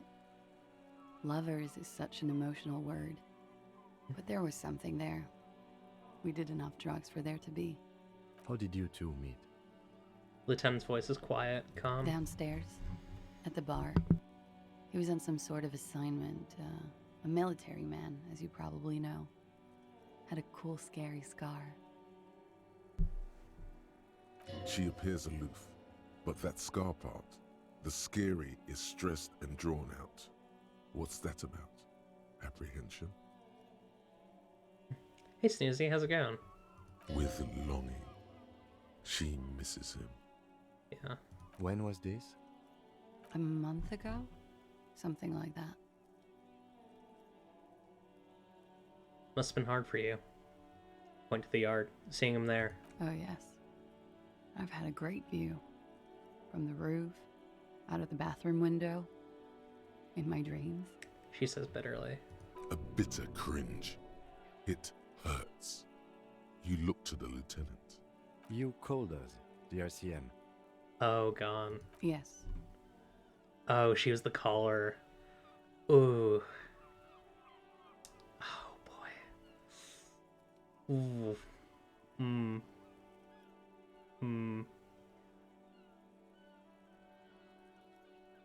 That is very sad. Jackpot. The caller reporting the hang, that was you? I made it. And I would appreciate it if you didn't tell everyone. In Martinez, they call it snitching. Yeah, that's fair. Reporting crimes is confidential in Revachol, miss. The caller's voice was disguised. I didn't exactly disguise it. I just muffled the mic and nicked the landline a little. Nicked it, how? With nail clippers. And I diverted some radio fuzz into it. Into the cold wire. You were right to suspect there might be foul play involved with the broken phone line. And in the process, you broke the landline downstairs. Did I? Fuck. I didn't mean to. I had no idea what I was doing. She looks into her coffee. Why go through all the trouble? I don't know, sir. It was stupid. I was drunk, too.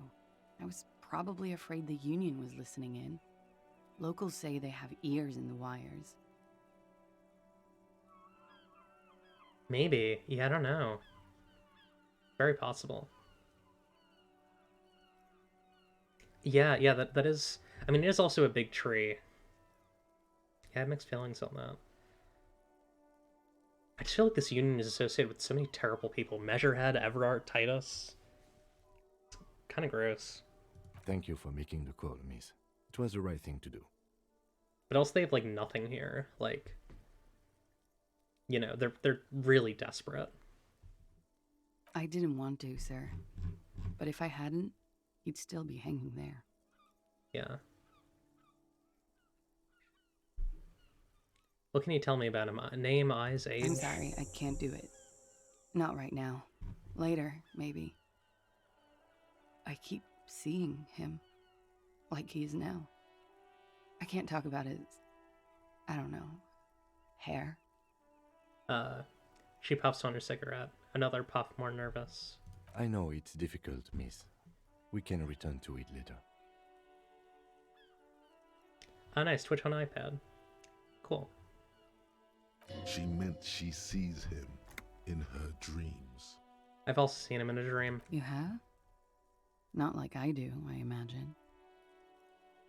She's run out of cigarette. Time to light a new one. I see him as me. She fishes a cigarette out of her pack and lights it, then looks at you with her lungs full of Big smoke. Eclipse. Oh, you want to see Big Eclipse? Hang on. I'll show you Big Eclipse.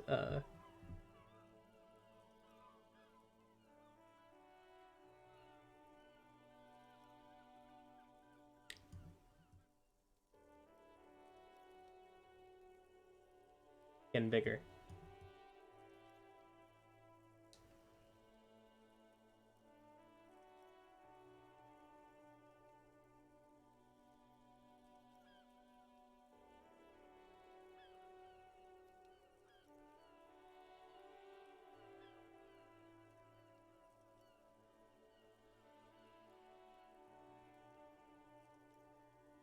Hog.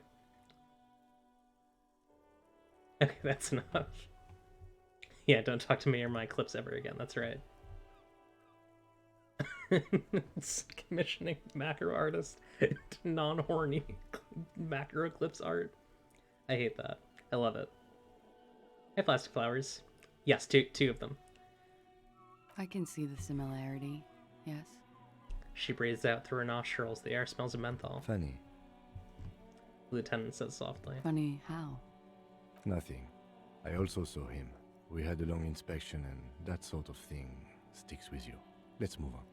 He nods toward the yard. Hey, you know what's... This is potentially either implying that Kim sees the body as himself or sees the body as Harry, which is really scary. Jesus. What did they hang him for if not rape? He had something to do with the strike. One has been roiling since I got here. Yeah. Rotten timing. But you probably know all about it. And his role in this strike was what? I think he was in a security detail. He was ex-military, worked for Wild Pines, and against the Union. We didn't discuss work much, if you know what I mean. But I understood it was dangerous. You want to see the pixels, eh? I'm gonna get bigger, hang on.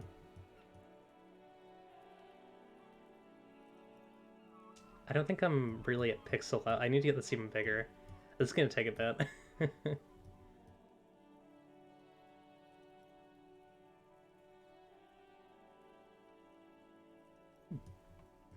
Oh my god.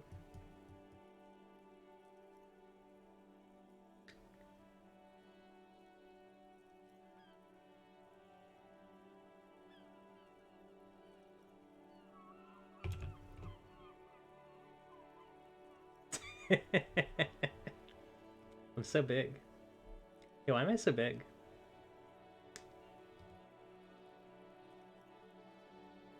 Okay, I'm normal again. And I'm not glowy-eyed. And they lynched him for it? Furtively gliding. That's right. Enormous eclipse. She nods. Yeah, makes sense. How did the Hardy Boys know you? They're frequent guests. Downstairs, they have a booth for Union members. They're probably down there now.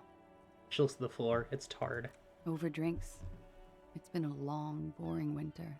Did you party? A little, yeah. Like you partied with the deceased? No, not as hard. I should just have a giant eclipse on the ready. Maybe I'll add that. The iconic juice. I'm sorry to have to ask this, but have you had a physical relationship with any of the Hardy Boys? I have.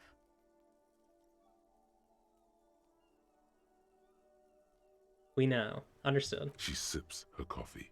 Birds circle overhead. Could that have been part of the reason they hanged him? Could that have been why they lynched him? Jealousy? I hope not. Actually, I know that's not the reason.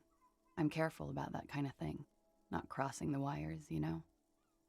But that's probably where they got the rape idea. A pause. What do you mean? Men like that?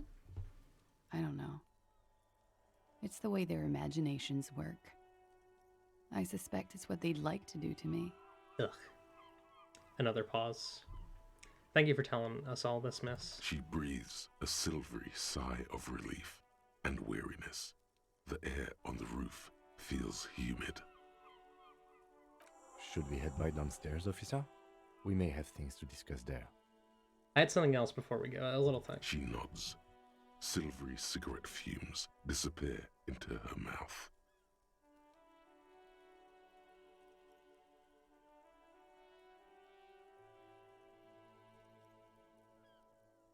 I'll give it a shot. Look her in the eye. Soft, nice. Light brown eyes look back at you, directly into the space behind your eye sockets. You see the smoke rise from between her painted red lips. She's beautiful. I have bad news for you. What? You know these guys? Who? Me?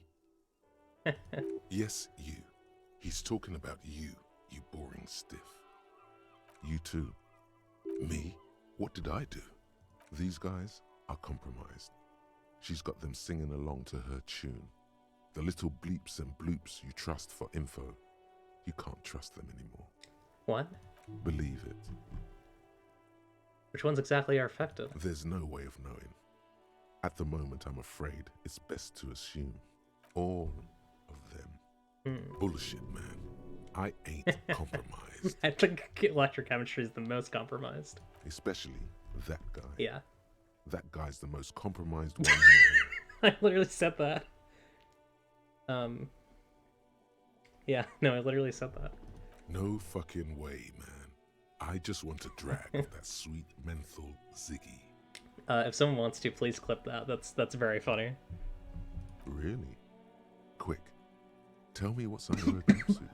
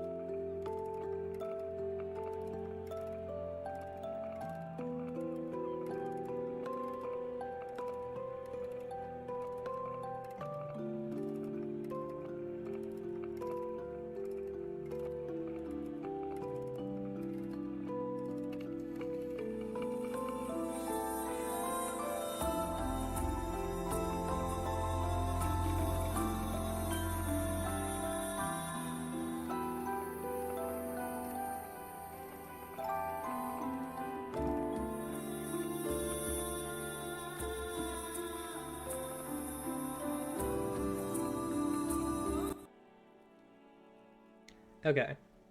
We're good. Sorry about that. I took a very funny sip of water. Okay.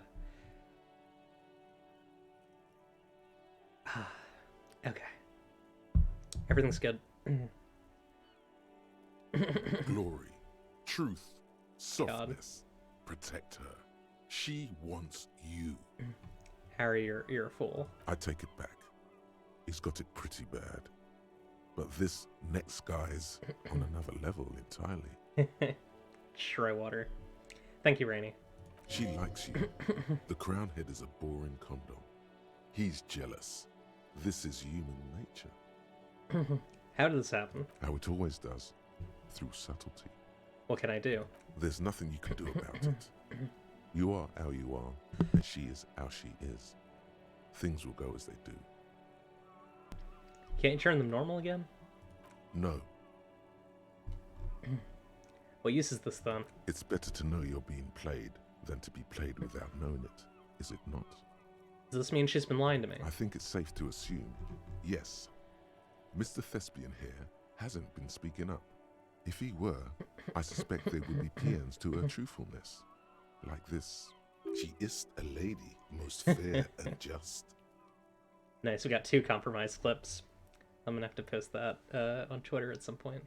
In his defense, thanks y'all. To reduce him to such inadequacy, she probably had to employ half-truths more often than outright lies. Oh, I wonder how much of this was false then. That is correct. And omissions too. Can I trust that guy? A little. They're all still of limited use, interpreting things to the best of their ability. Maybe they add flair or something.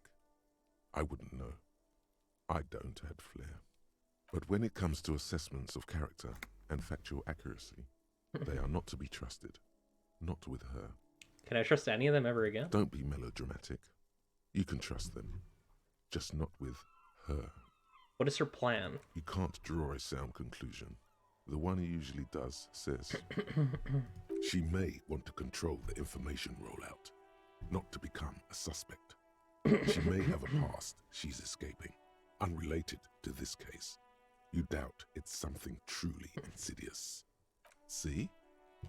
It's oddly moderate, probably compromised.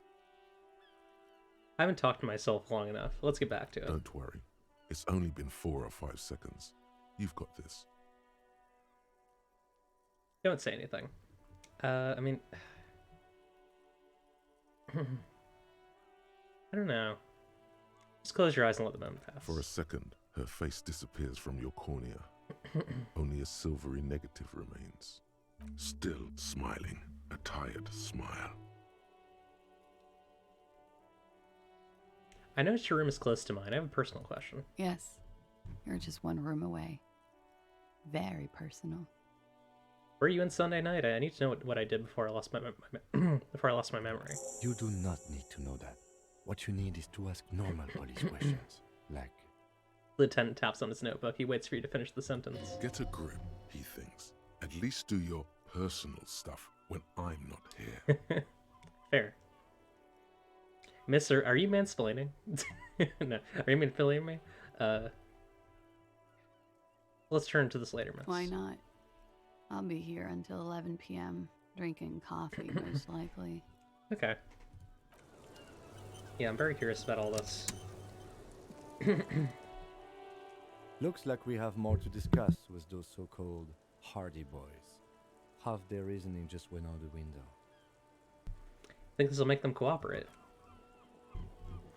Nothing will make them respect the RCM, but it will disrupt the game they prepared for us. We just stripped off one layer of whatever it is. Her decision to not corroborate their story was definitely not part of the plan. Why did she tell us all that? What else could she have done? Lie? She saw there was no way to lie and get away with it.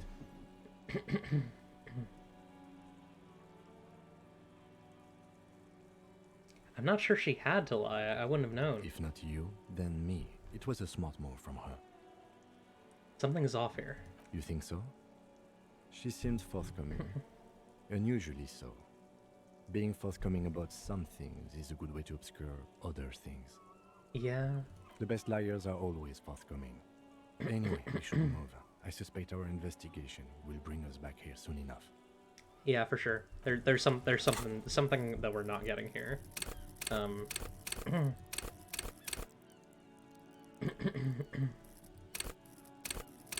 What do I want? I can get more shivers. Shivers is fun. But I already have so much of it. I already have 7. A lot of these are kind of in the dumpster right now, but that's alright. Get more logic.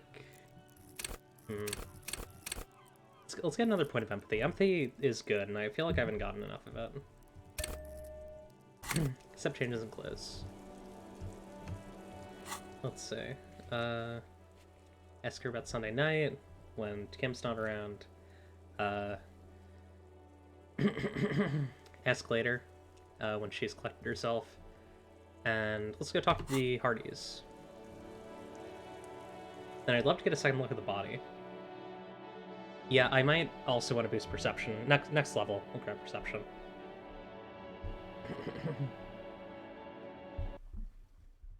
Yeah. I also agree. I feel like Volition could also use a point because it is my specialist skill. It is the one that I picked to start, which is very useful because it boosts morale. It's a good skill. I'm just checking my Twitter really quick. Clearing my throat because I'm still not necessarily fully physically over that little situation. But, you know, I probably should have been holding my my this thing while we did that. That's alright though. Hopefully I didn't miss any empathy cues. I mean, all my all my emotions are wrong anyways, so all of Harry's current skills are a little wonky around her. So you know. Let's go talk to Titus, go see what he thinks. Not what he thinks, what he has to say about all this. It's you again. What is it?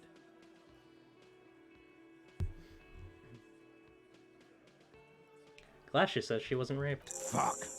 I knew that fucking whore couldn't be trusted. The big man's eyes and veins bulge. You've hit a nerve. Titus is furious. No, more than that. The loyal Titus feels betrayed. For the record, Titus Hardy did not explicitly specify the victim as a whore, nor did he say anything about trusting her. Yeah, he did. Yeah, he just did. Oh, shut up and stay out of this, Liz. He raped her. He was out of his fucking mind. You have no idea. He turns back to you. She's just in denial, asshole. You don't understand the traumatic experience. She's shutting down, and she doesn't fucking trust you. Yeah, she's crazy, you know. A crazy bitch. You know the type. She's fucked up. The rat-faced man says carefully. Crazy, what are you talking about? She was very lucid. She wasn't raped. The witnesses' statements were very clear. The lieutenant's voice is beginning to betray his agitation. Lawman, I'm at the end of my goddamn rope with you. I fucking told you not to push her. He says through clenched teeth. His hands become fists. And you went and pushed her. Something. I'm gonna fucking... Something breaks in him. He takes a step closer and says... Titus Hardy. Her voice rings through the room like a warning shot. Everett personally sent me to take care of this. If this goes south, we'll all be in the shit. But you, Titus Hardy, are going to be buried. Am I understood? Damn, Liz. Someone has to rush in to break the tension. The second in command. Look, Copper. We know that fuck was a rapist and a killer. We got him confessing to it on tape. The tattooed man snaps his fingers to get your attention. Show it to him, T. What's the harm, right? He turns to Titus, who's still breathing heavily. Here, jerkwad, listen to this shit, and then come back and tell me the soldier of the apocalypse was an innocent man. That's enough for now. I'll get back to the Don't investigation. forget your tape, lawman. Compliments of Titus Hardy. Take the tape. Fine, I'll listen to it. You do that. Oh, and keep it. Maybe you'll need a reminder of human ugliness someday. I'm gonna take off for now.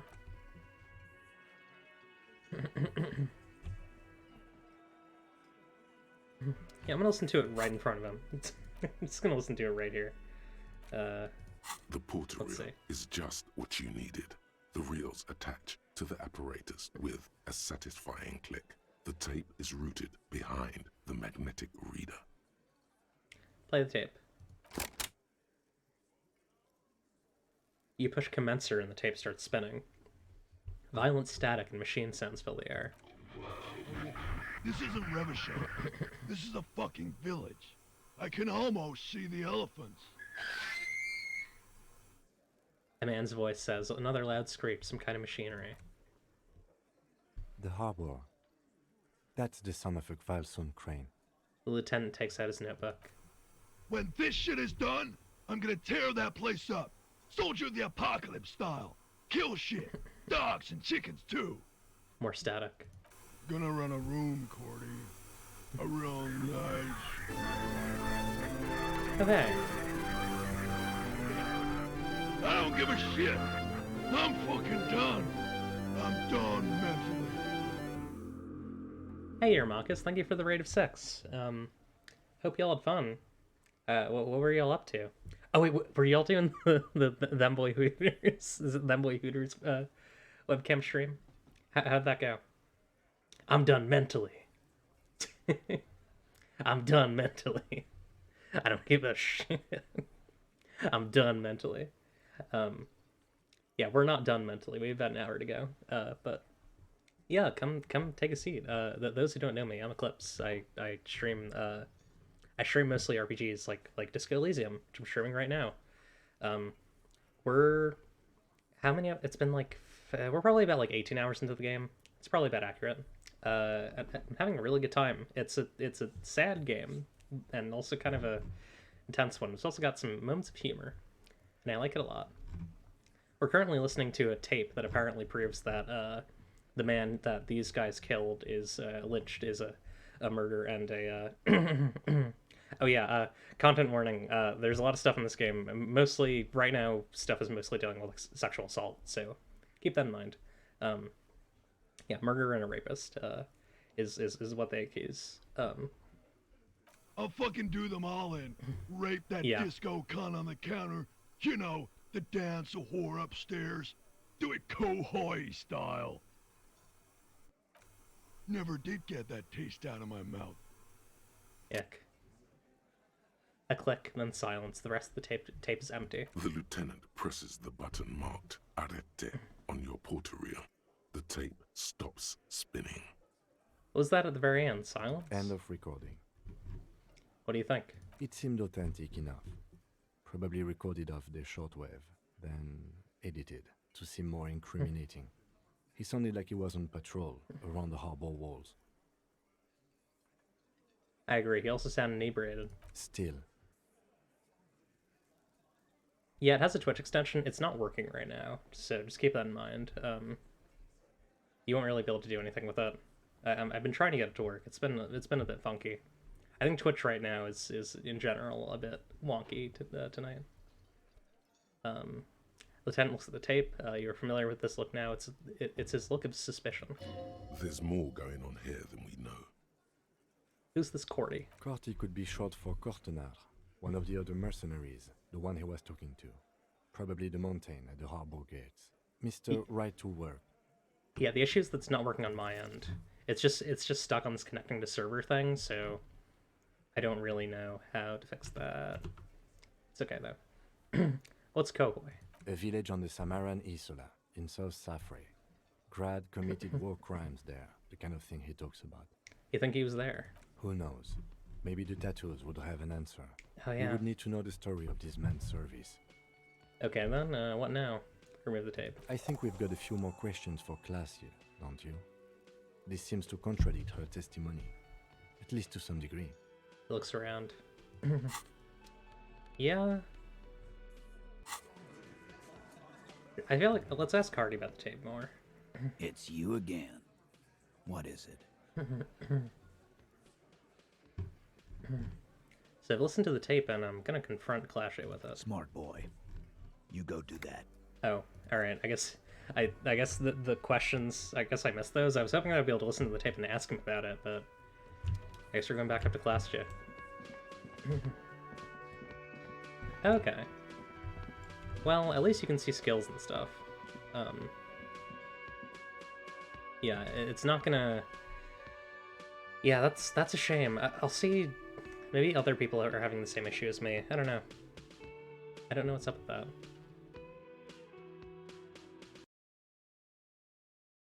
Funky, funky, funky. Also, hi Digidragon. Hi, Pineapple Chain. Yeah, you definitely rated a dark game, but I hope folks stick around. I hope folks are intrigued by the story that this game is telling. I also have VODs too, if you want to go back. No, it's supposed to actually work. Like, there's supposed to be buttons on my screen, which I'm not seeing. I'm supposed to be able to like let y'all vote on stuff, and I cannot do that. Maybe I might have an unupdated game that might be affecting it. I should double check, because I don't really check my Steam updates that often. Give it a look.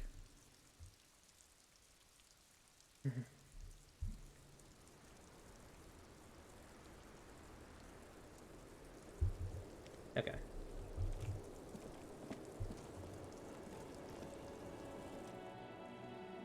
I was just thinking, what a nice day for questions pertaining to a murder investigation.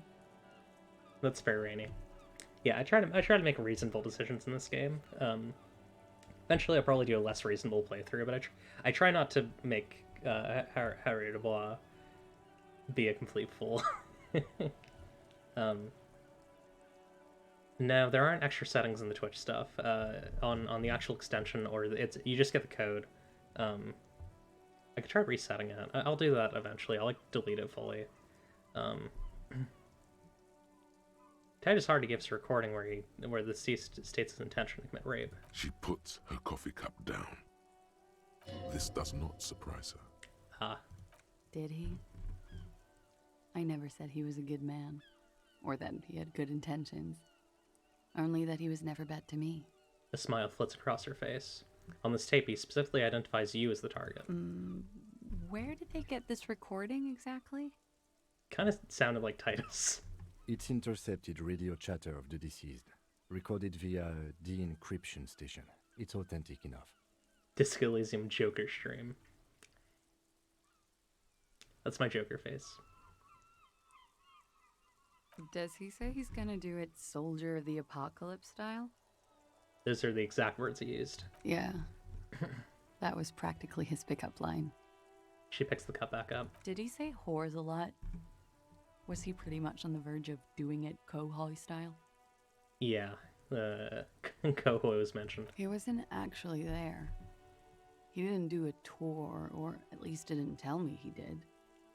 Would have been overkill anyway. He lived his own little Kohoi. It wasn't his everything. Why say things like that, Machismo? Yes, was he bragging? Oh no, I'm pretty sure he did all those things. Then integrated them into his idea of normalcy. To keep on living. Until they just sort of turn into his, what's the word I'm looking for? She thinks. Persona? Running joke. I was gonna say running joke. And it sounds like you didn't even get the good bits. Lely's punchlines got way, way funkier than that. Yeah, there are a lot of really interesting similarities between the deceased and Harrier, because like the expression is referred to as a running joke. Hey Chippy, how you doing? I like the sunglasses on the heart. That's very good. You want to know how I got these horns? Full Joker. He was like the Seminoles conflict, the Kohoi massacre, and the 36 famine in Yezut all rolled into one person, then cast in Orani ceramic armor, which he wore in bed and in the shower. When he said he was done, and done mentally, it didn't sound like a joke. It sounded like a deeply troubled man. Hold on, he said he was mentally done. That sounds like a broken man to me. Well, maybe I pieced him back together with my magical personality. I can fix it. I can fix the genocidal maniac. Were you afraid? Afraid of what? That tape the Hardy Boys recorded? Your mother probably never told you this, but girls are evil. Had I the physical robustness and social support, I'd be in Kohoi. I would be tearing it up Soldier of the Apocalypse style. She wouldn't. She doesn't have the full schmin in her. I think... Is that how you spell that? What? I don't know what happened there. Did he tell you he had actually done any of those things? He and Martinez, I mean? I can fix the Soldier of the Apocalypse. No. We were too busy laying waste to our own nervous systems to direct any of the fury outward. He seemed happy, I guess. At ease. As much as a man like him could be. She thinks. Well, what's this link? Let me see. From Normal Horoscope. I can fix him. I can trap him inside a crystal. That's right. There is a small measure of pride in her that she could quell the rage in such a being. Yeah, she's literally, I can fix him. Thank you for clearing that up, miss. Whenever you're ready. I'm interested to hear what Titus Hardy has to say now. He turns to you. She takes a very small sip of her coffee and smiles. I feel like she probably needs more time. Actually, we'll give it a try. Now that you have more time, can you tell us more about the victim? Like, for example, his name? Actually, officer, I didn't know his name. I just called him Lely. A nickname? I guess. He came from Lelystad. It's short for that. And it was his army name, apparently. He said his real name wasn't his. I tried to pry it out of him, but it was no use. Lelystad. That's a good start. Yeah, actually. We have a few questions you can help us with. A few things a field autopsy alone can't answer. Then tears out a page. Oh, sorry. The lieutenant writes it down in his notebook and then tears out a page and hands it to The you. young woman cranes her neck, trying to catch a glimpse of the page It's the getting dark. lieutenant passed to you. On it is a list of autopsy observations recorded neatly in blue ink. The last missing pieces of a puzzle of flesh. Where is Lelystad? The place, I mean. In Oranje, officer.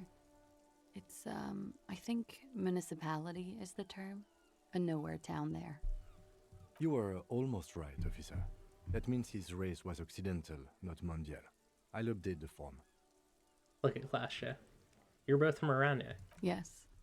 We were compatriots. Did that bring you together? No. He was too old for that. And from another part of Oranjenrijk. I didn't even understand his accent. What brought us together wasn't Oranje. It was bad habits. How old was he, miss? He was 42. 42? Are you sure? I would have had him above 50. He had many scars that made him appear older. But no. The memory makes her smile. We even celebrated his birthday, like, some weeks ago. It was a funny 2 days. He had little reason to lie to me. We were slightly off then. Thank you for clearing it up. The lieutenant makes a correction in his notes. The adversary one.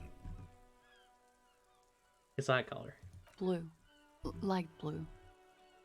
They were like little blue galaxies, you know? It was strange, seeing those eyes in his fucked up face. She stops, her eyes half closed, then continues. Pardon the swearing. I do him an injustice. He wasn't ugly. And he had a beautiful, soft voice. Very surprising, what with all the scarring. It was quite something, watching him speak. She takes a drag. He had a combat wound on his chin and mouth? Yes. Severe. It made him look like half his face was cracking away in some strange smile. That and those eyes. She seems to enjoy the word severe. Ah, yes. His hair, if you can remember? Lieutenant remembers. It was light brown, almost blonde. He darkened it with brilliantine, made oily. Not nice to stroke. I couldn't convince him to leave it alone. He had a tattoo. What did it mean? Oh, that. He smiles. It's clear she liked it. He liked it. But, because we know that this is wrong. We know this is lying, right? He liked it. Quite a lot. Give it a shot. Well, yeah, sure. It was an Oranese map of waterways. Sure. Waterways. It was mostly for showing off to chicks, though. For showing off chicks, how so? How? Imagine him lying in bed. Freakish musculature laid out on the sheets. Scarred, of course. Tattooed. The sheets are dirty for some reason. She leans back. Is this Oranese lit? I'll ask it. It's well. I feel like conceptualization is gonna get wrapped up. I'm really curious about what this does, though. Is this Oranese lit? Yes. This is the very essence of Oranese lit. A moment's respite. Dark and hopeless as the struggle itself. She leans even further back to demonstrate. He's smoking and drinking, of course. And his chest and shoulders and arms are studded with stars. Tens, hundreds of them. Maybe even thousands. And the woman goes like, "What was this, baby?" She points to the air with her sharp-nailed finger, picking out an imaginary tattoo star. And he says, "That was too hardcore. Don't ask me about that." So she goes, "Okay, but what's this, baby?" And he's like, "Saw some bat shit there. Killed some loincloths." He lowers her voice comically. And so it goes. Star after star, port after port, third world country after third world country. And he's done horrible things in every single one of them.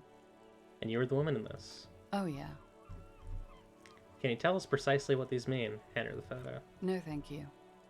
I've seen enough of him dead. I can tell you what they meant without looking at them. She does not take it. She pours herself some more coffee. Go on. He was a blue-eyed boy with thick arms, from a small town. He was also poor, and the government of Orania needed some people killed, so they turned him into a grotesque killer. For money. Yeah. He went to Killer Academy in Vredefort. Then he killed some people on the Seminine Islands. And on other islands, too. All of the islands. After this, he came to Revachol and got killed himself.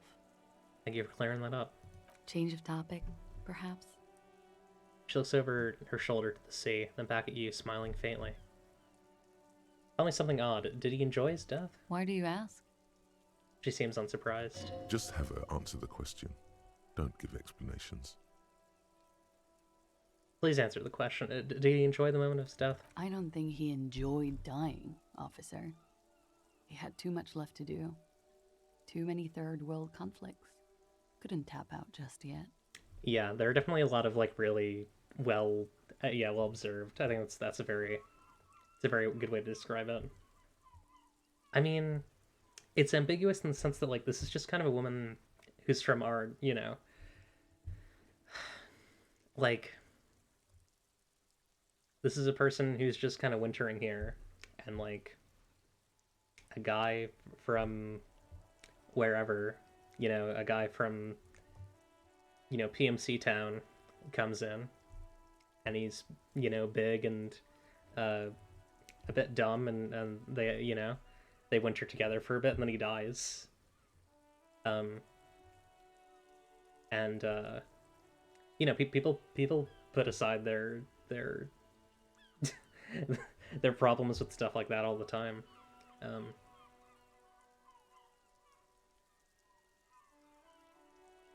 Yeah, it's neutral, but also like this is a person, but they're a person who did really bad things, but also they did those things for a very bad state, and it's very interesting. Everything checks out here. It's all A-OK. Good answer. Relax, drama. Okay, so this is a lie. I don't think you enjoy it. Yeah. No, it doesn't check out. Yeah. Can't you see she's clearly avoiding something here? Thanks, Volition. That's a strange thing to suggest. The lady is as fair and just.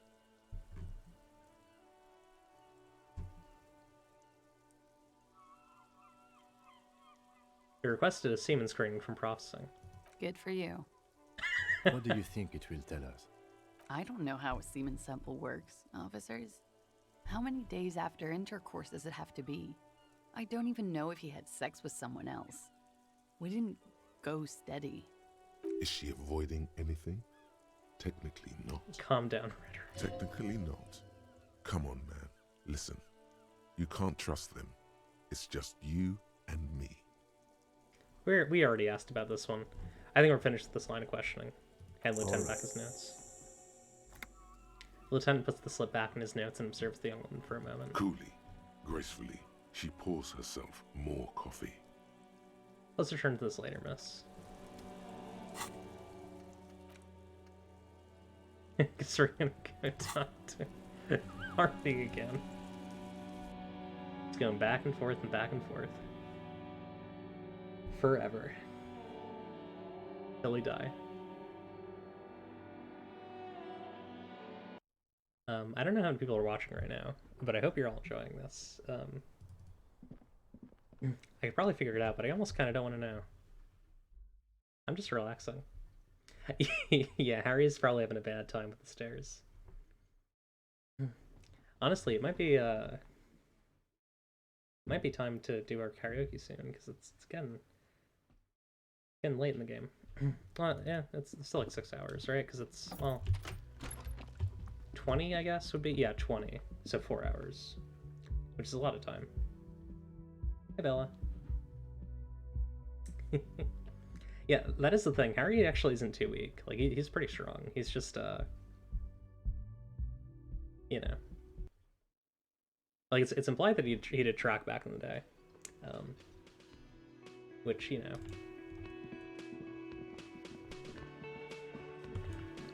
Not for nothing. Hey, you're bum. Oh, wow, that's wild. 16. That's cool.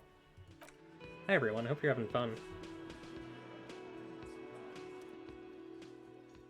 It's you again. What is it?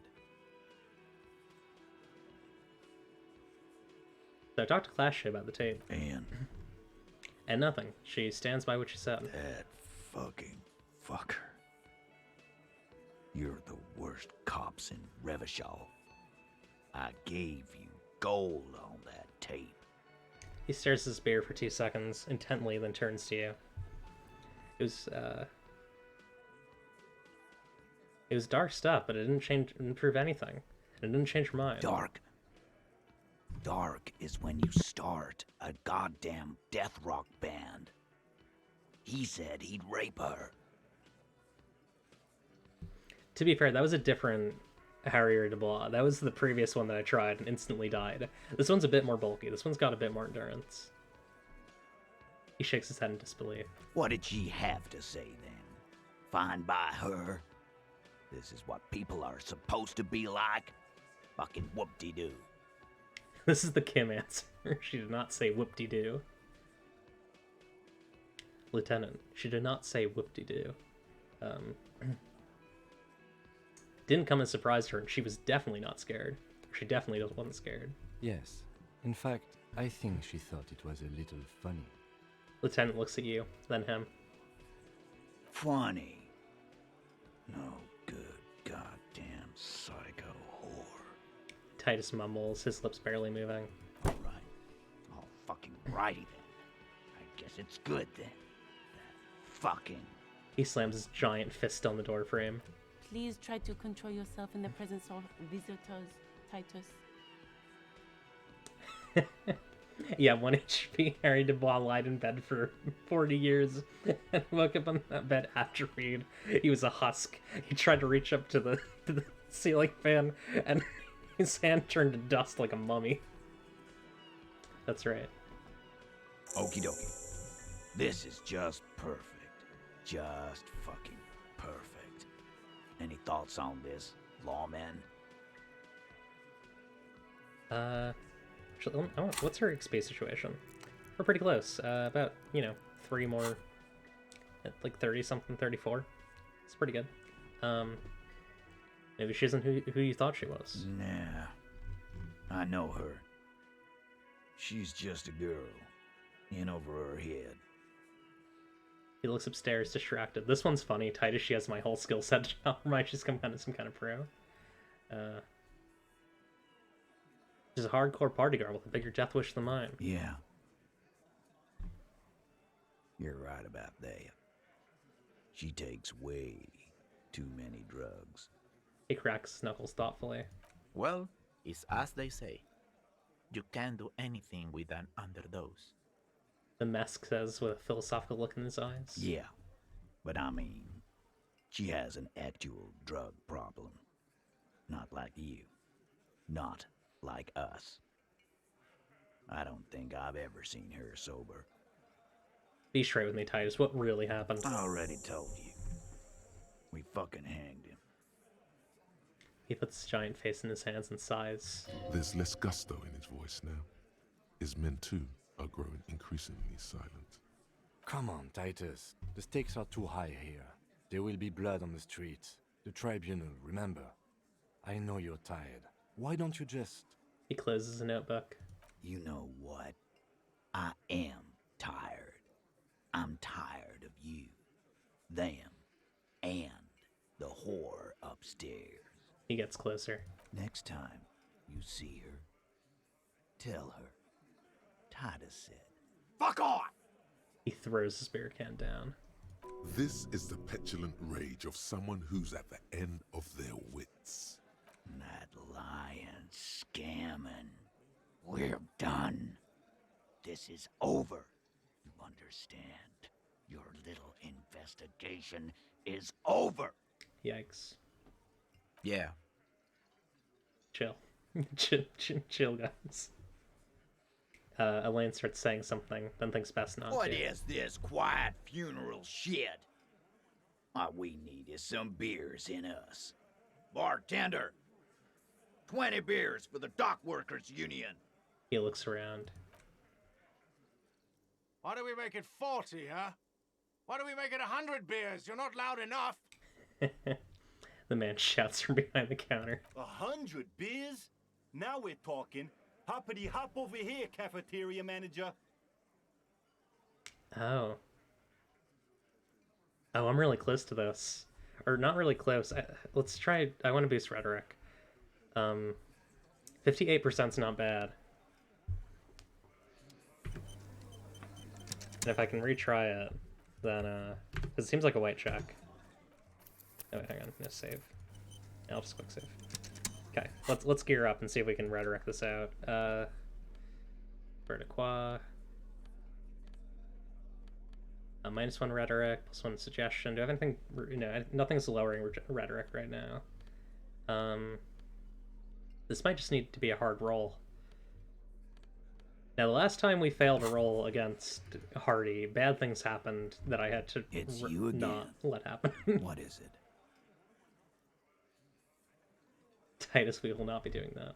We'll try the 58%. Mention surreal play, ever asked to cooperate, compromise skill set known, warned about the tribunal, discussed 8th Hardy, and confronted about drug trade. We'll give a 58% shot.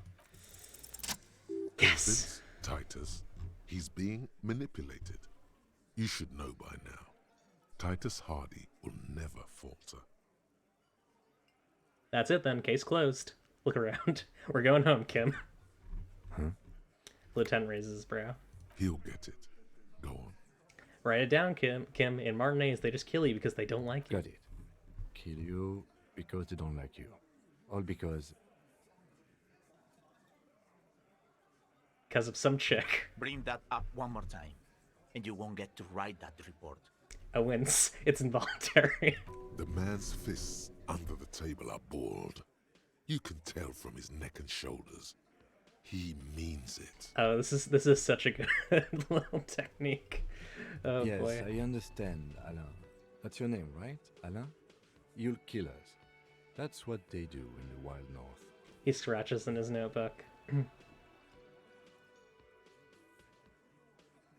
It's cool, guys. You drag them out back, light their corpse on fire, and piss on them. You don't care. We didn't light him on fire. No one pissed on him either. Hear the fat man wheeze. He's trying to get up. That's it. That's the weak one. You flushed him out. Now go in for the... Officer, you will be next if you don't shut up. Oh. The old man reaches for his belt, but his voice strangely calm. He's onto you. He knows what you're trying to do. Steel yourself. Push on. Just ignore Theo.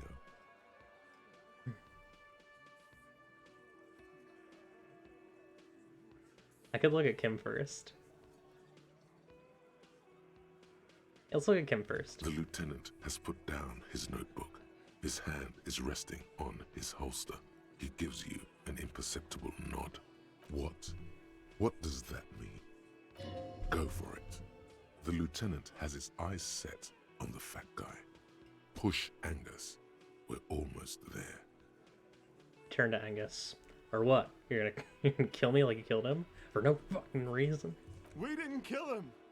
We didn't even hang him. He was dead when... Oh. He takes a breath, wheezing. Shut up, Angus! He was dead before you hanged him. Fatty!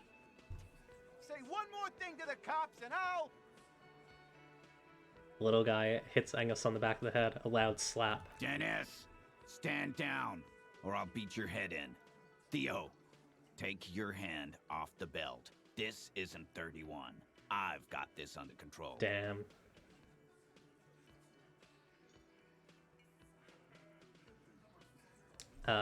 He points to the old man. The room falls quiet.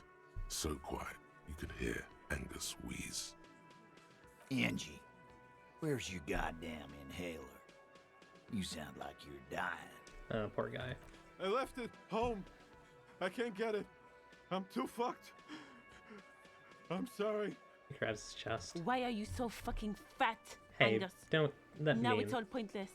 Because of you. You wasted my time. I told you, Titus. I told you just give her up. Lizzie snaps at him. She turns to him. Lizzie, your help is no longer needed here. Go tell Everard. Wait. I'm just gonna let it play out. I have suspicions. It might be Quono. like, because she, I don't, someone else killed this guy. Maybe it wasn't, because Gwenno killed other kids, right? That was the thing. Yeah, Liz didn't kill him. Maybe it's the 8th. Maybe it's the 8th Hardy Boy. Because the girl upstairs is definitely not the 8th Hardy Boy. Fine. I'll tell him. After a long walk along the coast. She walks off without looking back. What just happened between these two? Yeah, damn. You're in. He's all yours. Questions. Sorry I made you guys fight. Me too. So you didn't kill him. He was already dead. He nods. You hanged the corpse to cover up the real cause of death. What was it? We're not sure. Probably a bullet. The wound was difficult to see. But it couldn't have been my gun. I wasn't here yet. I was called here, right? So there was a wound. You should try looking for it one more time. Oh, yeah. Before you send the body away. Why? Because the girls asked us to. They were in some shit. Did she kill him? Cop, I have no idea. The girl says she didn't. He doesn't think she did. Or at least he hopes she didn't. What happened Sunday night? Classier came down. She seemed really Oh, out of God. it. Drugged up, even more than usual. Bug-eyed and gurning, you know? Not in a fun way. Yeah, I thought it might have been Kuno S, but it seems like it's Classier. Yeah. I like speculating, because I feel like it's fun. He points to the stairs. It looked like she'd redosed after something went down. I've seen that look before. She was scared. I knew someone had died. Maybe like, what does gurning mean? Actually, I'm gonna look up that word. Never heard that one before. Gurning. Making a grotesque face. I see. How do you know? I've done this job for 10 years. I've seen it before. It's the politician in the motel room with the dead hooker scenario. Only in reverse. Good analogy, boss. The rat-faced man snickers. You don't get to talk yet, Shanky. You're still on the bench. You keep taking it easy too, Angus. He points at him. He turns back to you. That's okay with the fat man, still wheezing there. He couldn't speak if he wanted to. Yeah? What happened then? We went upstairs. Sure as day the Merc was dead. There was a bullet hole through the window. Damn. Fucking dirty sheets and bottles everywhere. He scratches his chin. Tibbs patched the window. And the corpse. We hanged. Who's Tibbs, the 8th Hardy? Yeah. He's my brother. He's in the window replacement business. Yeah, making a strained face. That makes sense. Tibbs. That's short for... Nice, got my little conceptualization bonus. Short for Tiberius. Yeah. Good man. Titus and Tiberius. He nods. Bet their father's name, Hey. Atticus Hardy. Lucretia Hardy would be their sister. Anyway. Conceptualization passives are so good. I'm gonna grab a bit of perception. So we can look at the bullet hole.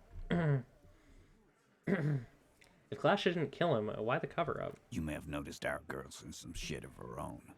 I didn't notice anything. What kind of shit are we talking about? That can't show up on police radar kind.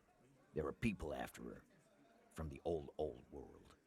Where she came from. These people, who are they? They're powerful. Connected to the moral intern. She's clearly afraid for her life. Says if she showed up in your systems, she'd be ghosted away. Oh, that's why the Sunday Friend's here. Oh, and what's his name? The poet guy. He mentioned, I think this might be the 8th, because he mentioned that the lady driver is in deep trouble. And why would you help someone like that? By taking on a murder? Why would I? I guess we abide all sorts of runaways and losers here. It's a Martinez thing. He shrugs. So who killed the Merc then? Any leads? Not yet. Just some ideas. She says the shot came from outside. Behind the window somewhere. So that's a clue. What are you thinking? I'm thinking someone's past caught up with them. Either hers or his. Oh. Was the Sunday friend the sniper? Or maybe associate with them? Or with them? This is really interesting. Hers, you mean? I mean the people after Klausya. Maybe the shot missed. Maybe it was meant for her. Yeah. I like that. Been thinking the same thing myself. And you had ideas about his past, too. I do. One of those mercenary buddies of his could have done it. They got guns, training, years of bad blood, probably. Or it could have been someone else from Crenell. This is getting really interesting. He paused to think. Tell you what I'd do. Check out the coast for vantage points. Maybe consult with a ballistics buddy of mine. That's what I'd do if I wasn't too busy doing this clown dance with you. Oh, the old church on the West Coast. We haven't been there yet, but we heard about it. He's calm now. Threw all that turmoil away and became himself again. Whose idea was to hang it anyway, hers? In a manner of speaking. What do you mean? We had help from another girl. Oh. It was her idea to hang him, and I liked it for political reasons. It sent a good message. Okay, so there's another one. Yeah, he sure did decide to start this clown dance. It isn't her. It's her, isn't it? The drug trafficker, the missing eighth Hardy. Fella, you think too much. He's off all right. You're gonna hurt your head. The big guy steps toward you. A little too far there, but you're definitely right. Yeah. That woman is just affiliated with the Hardy Boys.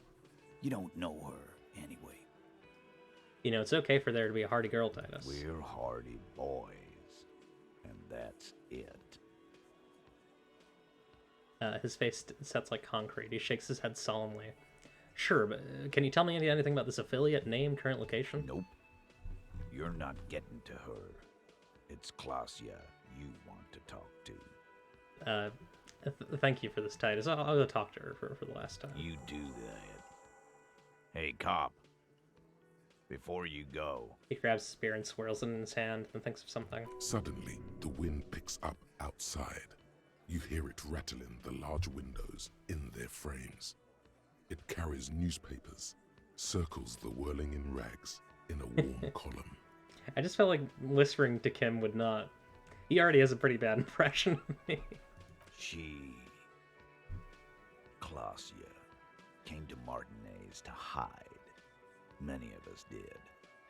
This is where you wash up when there's nowhere left to go.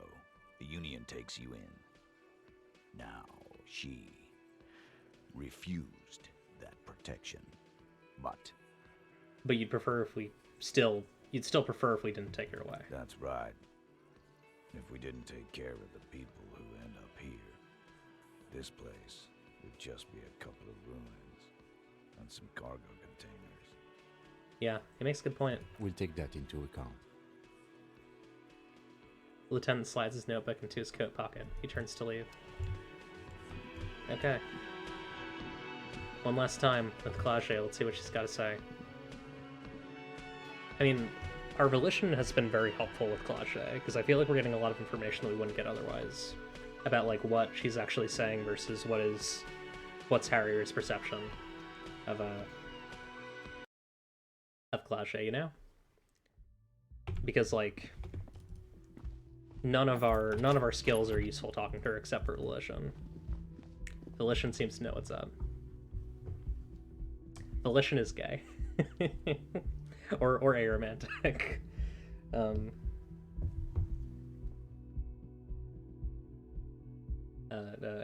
Harrier Dubois has one arrow skill. And I think that's honestly beautiful. Very very futuristic.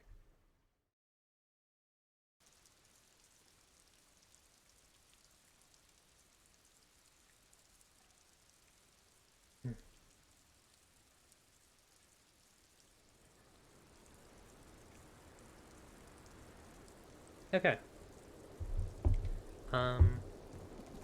Let's talk to her. Oh, hang on, there's something here. Look, a handful of dried white wildflowers. Harry brain cell. It's always good to see you. Harry's one gay brain cell. Look. Straight. Oh, sorry, hang on. Arrow, straight.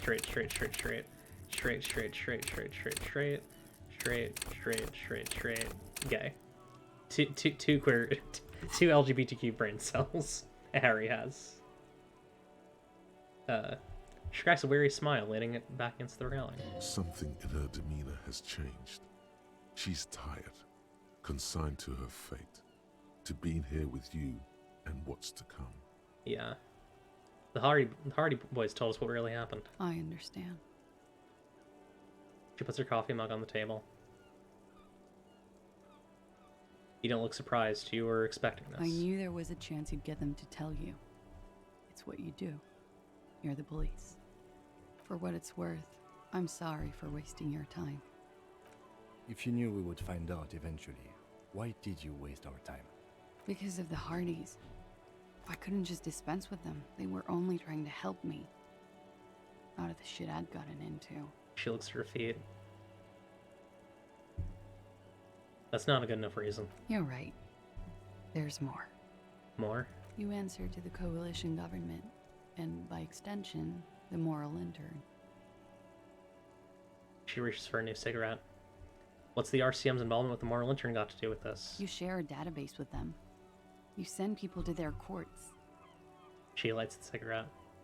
What's going on? What do you do? Just business. But bad business for some people in the moral intern. If I show up in your records, officer, they will find me. They will... What happens if they do? They will kill me, sir. If you file my name, take me in for questioning, enter me into the moral intern mill, well, then I'm fucked. For nothing. This murder didn't have anything to do with me. There's a wince and a pained little smile. Fucked. People after her? Moral intern people? This isn't Orionese lit. Conceptualization, Conceptualization is very horny. Here we go. For once, you seem to have her off guard.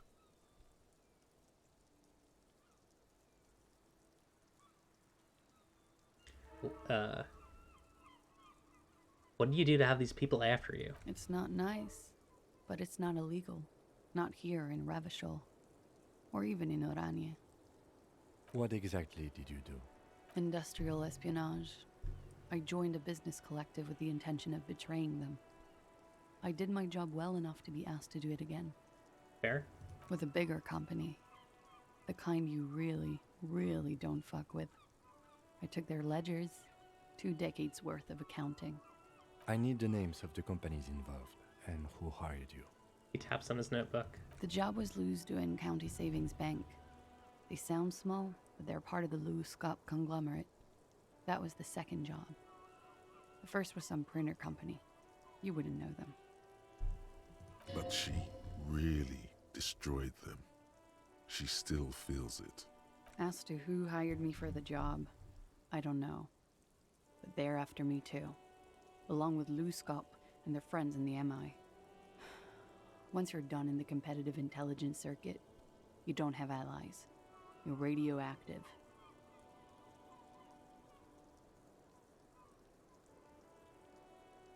That's a lot of shit you got yourself into. It is. Many people lost their jobs. Not just C-suite. Ordinary people. What I did to get to accounting... She shakes her head at the thought. A lot of people got hurt. But that's just more of my shit you shouldn't have to deal with. You're solving a murder. She concludes. That can wait. Look into her eyes. There's more. What did you do? One of them killed themselves because of me. That's, not easy to deal with. How do you deal with anything? It's all just... How do you do it? She looks at you with pleading eyes. I don't either. There you have it. The way of the warrior. She's already almost devoured the cigarette she just lit and looks at it sadly. You said you've studied Orkney's Lit. What is with this fugitive stuff? I did. I also had a side job selling insurance that I was really good at. Got picked up by a bank. Competitive intelligence, they called it. After that, I sort of transitioned out of the whole culture scene. Yeah. What happened here the night he died? We were there. Together. In bed, I mean. She points to the window. The silhouette of the bed is visible. Tell me exactly what happened. Okay. He was in a kneeling position. He had just entered me. I was on my back, looking at him. I heard the window behind me shatter, and I turned to look. There was a hole in the glass. She takes a deep breath. I turned back to him. She reads out. His eyes were looking through me, and his mouth was open. Dumb. I could see. I could. Oh, sorry. She breathes out. A moment's silence. I knew he was dead. Before he fell down on top of me. Oh, God. You were right. He did enjoy the moment of his death. Yeah, I don't need to lord this over her. Then what happened? He was heavy. I pushed him off and he fell to the floor. There. He only had his boots on. I bit the pillow, not to scream, then ran downstairs. There's a long pause. She just stands there, her arms at her sides. I'm actually curious about something. Can I increase the font size? I can.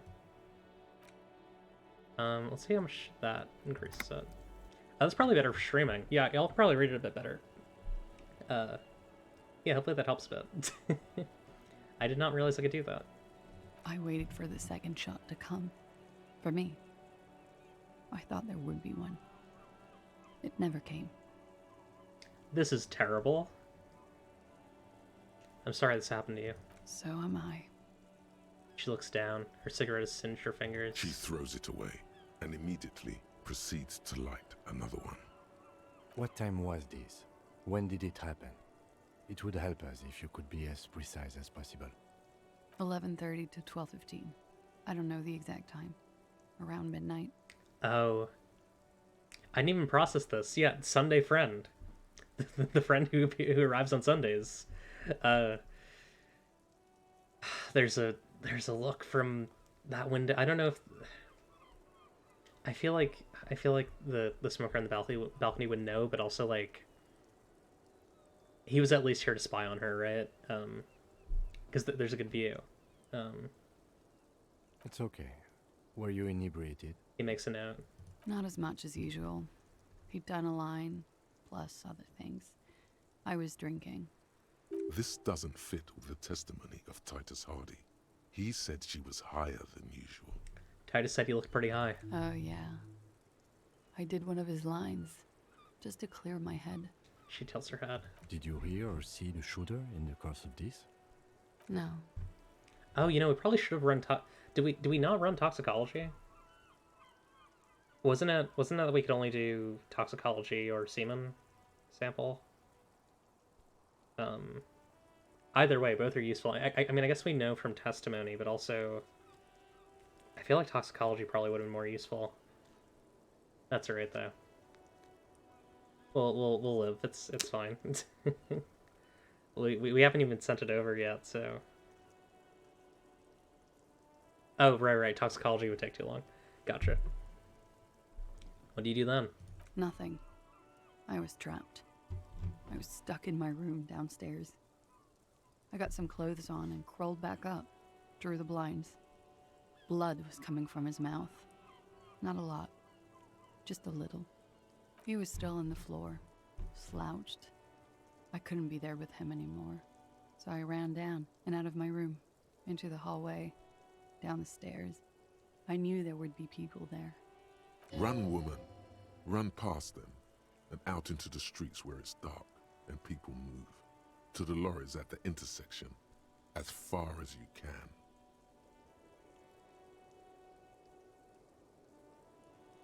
Say nothing, that feels rude. She pulls on the cigarette, looking up at the sky. Her hair ripples in the breeze as she stands there, silent. What happened after you ran downstairs? Sylvie was tending the bar. A lot of people were there. The Hardys were at the table in front of the stage. I think the Union box was full. Ruby was there too. They were having such a good time. I sat down and they all welcomed me. I didn't even have to say anything. Ruby knew something was wrong. Ah, that might be our 8th Hardy. Before we continue, who is Ruby? Ruby. You know, the leader. Oh. The leader? Of what? The Hardy Boys. Oh my god. I thought Hardy was the leader of the Hardy Boys. Well, nominally, yes. Ruby's the one they go to when things happen, like things they need taken care of. She's the organizer. Would you say she is the 8th Hardy Boy? He looks at you. Why not? Okay, let's go on. What then? Well, Ruby said let's talk upstairs. I showed her the room. I've known these people since December. They know my situation, that I can't leave a paper trail. Ruby was the first one I told. Yeah, Titus doesn't want people to know that a girl is, or a woman is the leader of the Hardy Boys. What a loser. She said she'd take care of this. That's what she does, you know, take care of things. I helped her get the body to the bathroom. We used a belt to pull him up under the shower, to keep him upright. To produce lividity, matching a hanging? Yes. We completely missed the tampering. Looks like you got there in time. What was this, 20 minutes after death? Oops. About 20, yes. Ruby Visual explained it would make calculus the blood. failure. You know what he does. She looks at the ground, then raises her light brown eyes to meet yours. Then what do you do? Ruby went outside to talk to Titus and the boys. I was just looking at Lely in the bathroom. I had to put his clothes back on. His armor, too. It was tough, but I've seen him take it off and put it on many times. It took Ruby maybe half an hour to come back with Titus. I'd gotten him ready by then. They carried him out. I knew what they were going to do, make it look like a hanging. Ruby said they would. What did you do while they were hanging him? Ruby said to wait here. She also said I wouldn't see her for a while, that we should lay low or something. So I did. This Ruby, where's the Ruby now? I don't know. I haven't seen her since. We will need to take this question to the Hardy Boys. When it happened, did you hear a gunshot? When he was shot? I may have. I don't know. I couldn't hear anything over the glass exploding. She thinks. Did you kill Ellie? What? Why would I put myself through this? Insanity. Get myself cornered like this. She gathers the last vestiges of her strength. There's a silence. He wouldn't have died if it weren't for me. I know that. But I would never hurt him. The wind picks up. It could have been a desire murder. Maybe an act of jealousy. A lot of these are bad. Okay, I'd like to I'd like you to answer some other questions, miss. Like what? She waits, her light brown eyes wandering over the floor over your face. Could the people after you've killed them? That's the first thing that went through my head when I heard the glass break. And? I thought they'd found me. They've killed him to punish me. All last week, I've tried not to talk to anyone or be seen with anyone. She looks at her cigarette. So they wouldn't be hurt. I've come to understand, however, this is paranoia. What happened didn't have anything to do with me. Maybe it did. I just don't know. I don't know anything. She shakes her head. Yeah, she's been on the roof for 3 days, potentially longer, and they've not shot her, which makes me think that, like, they were probably going after the guy, which is interesting. I'm not sure why. We can't go after Loose Cap. Not yet. There are other, saner leads. Yeah. I don't ask you to, Lieutenant. If there's one thing I know, it's that you'll get nothing from there. Yeah, God. Why'd you call the cops if you're hiding? Because I'm an idiot. I don't think so. Why'd you do it? You have to understand, the people around here, no one was making the call, and he kept rotting.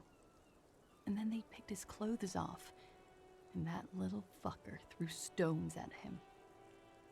He kept throwing stones at him for 3 days. I could hear the thud. Thud. So I called you. I hope with all my heart it's not the last thing I do in Ravishol. She shakes her head. She definitely called the cops. That was task complete. It could not have been a lie. That is impossible. Okay, so she didn't call the cops. Oh God, that was a lie too. Who made the call then? Don't be paranoid, man. It's unbecoming of a police officer, and it makes you sweat. No, yeah, she's lying. When was the window changed? Point to it. Last week. Angus and Titus's brother, I think he's called Tibbs, took care of it. She takes a drag. I like that. Like the opposite of what my skills say, except for volition, is true. It's very funny. You should have a look at that window. Reconstruct the scene. It's right here. So near. Not now. Still, you see the glass sparkling out of the corner of your eye. I think we're done for now. She nods, silently. She doesn't even smoke. Just picks up the cold coffee and holds it in her hands. Lieutenant glances at you, then at the door. He's thinking, are we done here? Yeah. Or should we arrest her? She's a flight risk and she lied to you. She should be taken into custody. No, that won't be necessary. Just leave her alone. She's been through enough. She doesn't need this police brutality. This guy won't budge. You have to wake Multiface up, forcefully, if you want to continue pushing her. Yeah, let's get drama to cut it out. Yeah, give it a shot. Actually, hang on. Let's trim this later. Let's get geared up. Just talking with some other clothes on while we do this. Just gonna put this robe on. Gonna put this mesh under. Where's the mesh undershirt? Put this mesh undershirt on. What else? Do anything else for drama? Yeah, there we go. Become the dragon. Become an addict in a strange bathing room. Clinically insane. Alright. Let's do a quick save. Should help a little bit. Yeah, 92%. Officer. Who? What? Dear Lord, you've been lied to.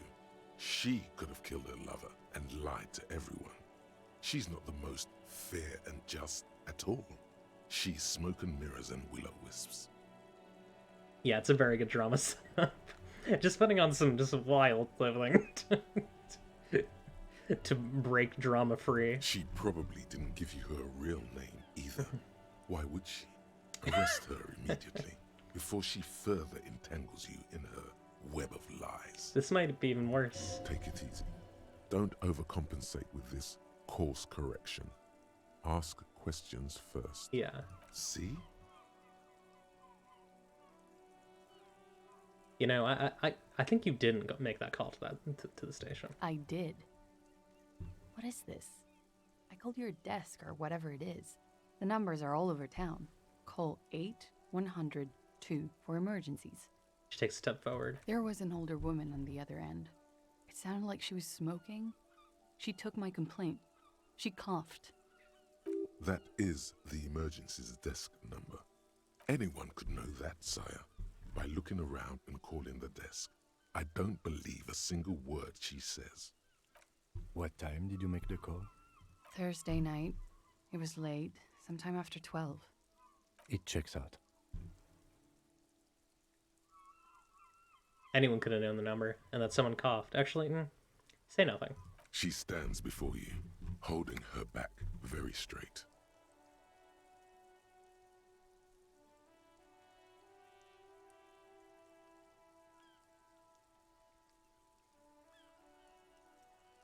Your real name isn't Clash J. Mandu. I agree. You wouldn't give us your real name, not when people are after you. The lieutenant turns to her. Okay. Her voice cracks suddenly, like there's a road around her neck. Okay, what? Okay, it's not. Good, you can tell me the truth. You log your work every week. It's all transmitted to Commonser. I couldn't just beg you not to enter my name. So I lied. Like I lied before. Like I did at LCSB. I have to lie all the time. I'm so tired of it. She looks at her hands. Her fingernails are chipped white. Enough. She nods, her back straight, ready for whatever is next.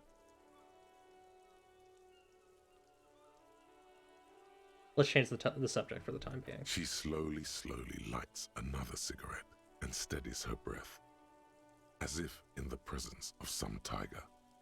You are. This is not the end of this. Let's turn to this later. Yeah, a lot of that just feels pushy. I don't. Why would we arrest her?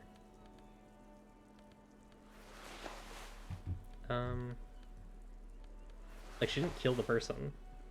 She was involved in stuff that's technically legal here. Like, I don't know. I mean, I guess she could flee, right? But like, I don't know. It feels unnecessary to me. To me. Even if we lose her, like, I don't know. It doesn't really feel like the end of the world. I'm sure that we can find another way to solve the case. Alright, I guess we can ask about Ruby. Although I'm probably gonna wrap up. Oh, let's look at the window. This window is pristine. Alright, we gotta boost visual calculus. One. I think that's the highest we're gonna get. I'm not sure if we're gonna be able to do it right. We can come back if we have to. Yeah. Yeah, I don't know how I feel about arresting people too. It's just not good. Yeah, I don't know. She could have killed him. This window is pristine on the inside, unlike the one next to it. Light from the desk lamp reflects off the glass in an untarnished golden halo. Run your finger across the surface of the glass. Smooth as ice. There are spots of mud and rain on the outside, even smudges. But the surface of the window is clear from the inside. No chips, no hairline fractures. Following your lead, the lieutenant leans in closer to inspect the surface. This window was recently replaced. Looks like it, yes. He adjusts his glasses. You know which window has not been recently replaced? The one I smashed in my room? Yes, that one. Cold wind is seeping in right now. Just one floor below you. Messing up your concentration here. Stop distracting him! He has work to do! Plus, if I recall, the window has been giving him shit ever since he got here! Yeah, could I boost my concentration here if I can go downstairs and check out my window? Let's go take a look. Why not? Yeah, I'm generally avoiding drugs in this playthrough. I just don't really see Harrier Dubois using them in this instance. I feel like he's a recovering addict. Oh. Oh, we have an empty cassette case. Cool. Kim tries not to look at your broken down bathroom door. Kim also tries not to look at the pile of taped viscera on the carpet, or the weird suitcase on the hat rack, or the potted plant dying in the corner. But it's all just too morbid to ignore. The man is finding it hard not to trip on the tape, and not to send any of the bottles rolling across the floor, where unidentifiable sludge makes it hard for him to breathe. Smells of vomit in here. I'm sorry for this. No problem, officer. He takes a step toward the door like he'd like to leave. Can I look at my window? Oh wait, this one. The window stands broken in its frame. Cold wind blows in. Look out.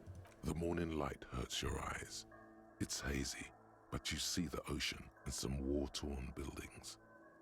Assess the damage. What do you mean? Oh, come on. All right, that's fake. Hang on. that's fake. That's not real math. Fake math. Fake. I'm reloading that. We're going to have to go through that dialogue again, but that's okay. A little bit. Yeah, I feel like I did pay for the damage on the window, but I feel like I also paid for the eagle. I feel like Guard is not really spending my 130 real very effectively. Wonder what he's buying. Is he buying boom boxes too? he's bought 20 boom boxes from the pawn shop. He's buying boom boxes and little figurines that remind him of his ex-wife, and you know, all sorts of stuff. All right, let's save here. Redo that dialogue, and we'll also save it after, before that roll, and we'll get the empty cassette, and we'll hopefully get the. There we go. The man is finding Bop. we're unidentifiable sludge. No Bop, problem. Bop. There we go. Okay, now we're gonna save.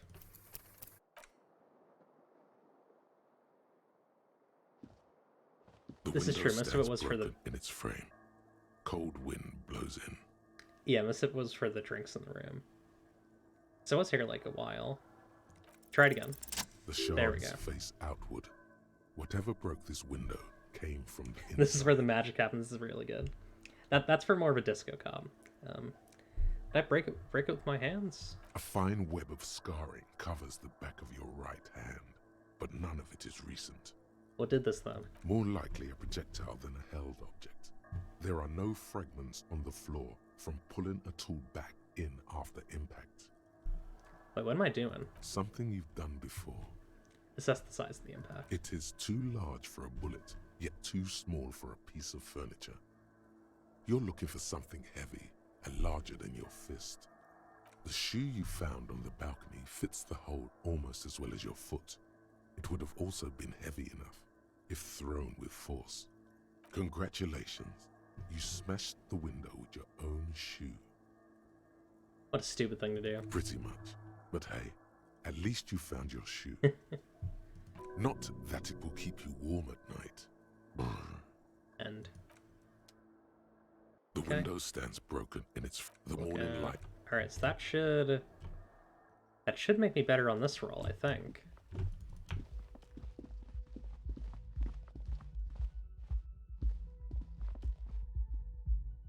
Yeah, I think you're supposed to do that at the beginning of the game. I did not do it though. For some reason I was having issues interacting with that. I think I just need to double click, but I was not really adjusted to the mechanics yet. Okay, let's give her another shot. Oh wait, no. This one. This window is pristine on the inside, unlike the one next to it. Smooth as ice, following your lead. Looks like it. You know which window is not. Yes, that one. Stop distracting him! He has work to do! Okay. Plus, if I recall, the window has been giving him shit I guess it doesn't do anything. Alright, we're not gonna... I only like save scum on like 80 plus, so we're not gonna save scum here. This window is pristine on the golden light melts away into the blue, glassy darkness of your mind. In it are two neon lit shapes, a man and a woman on the single bed. Yeah, it is a weird amount of dialogue for not improving your roll. Also, who's this? Who's this man? Why is his face here? A two-hearted spider. What position are they in? Like the witness said, the man is kneeling, the woman is on her back. It's the night of March 4th, and a shot has just been fired. Now, March, the season, well, the months here do imply the presence of, you know, like the Ides of March and all that, which is interesting. The man looks directly at the woman. The shot's possible directions converge in his mouth, a ray cast from somewhere outside, entering his brain. Yeah, oh, that's Lely. Okay. Ending him. Where does it come from? From the roof outside. Location A prime. The glass fractures around the bullet hole. Shards face inwards like a corona behind the woman's back.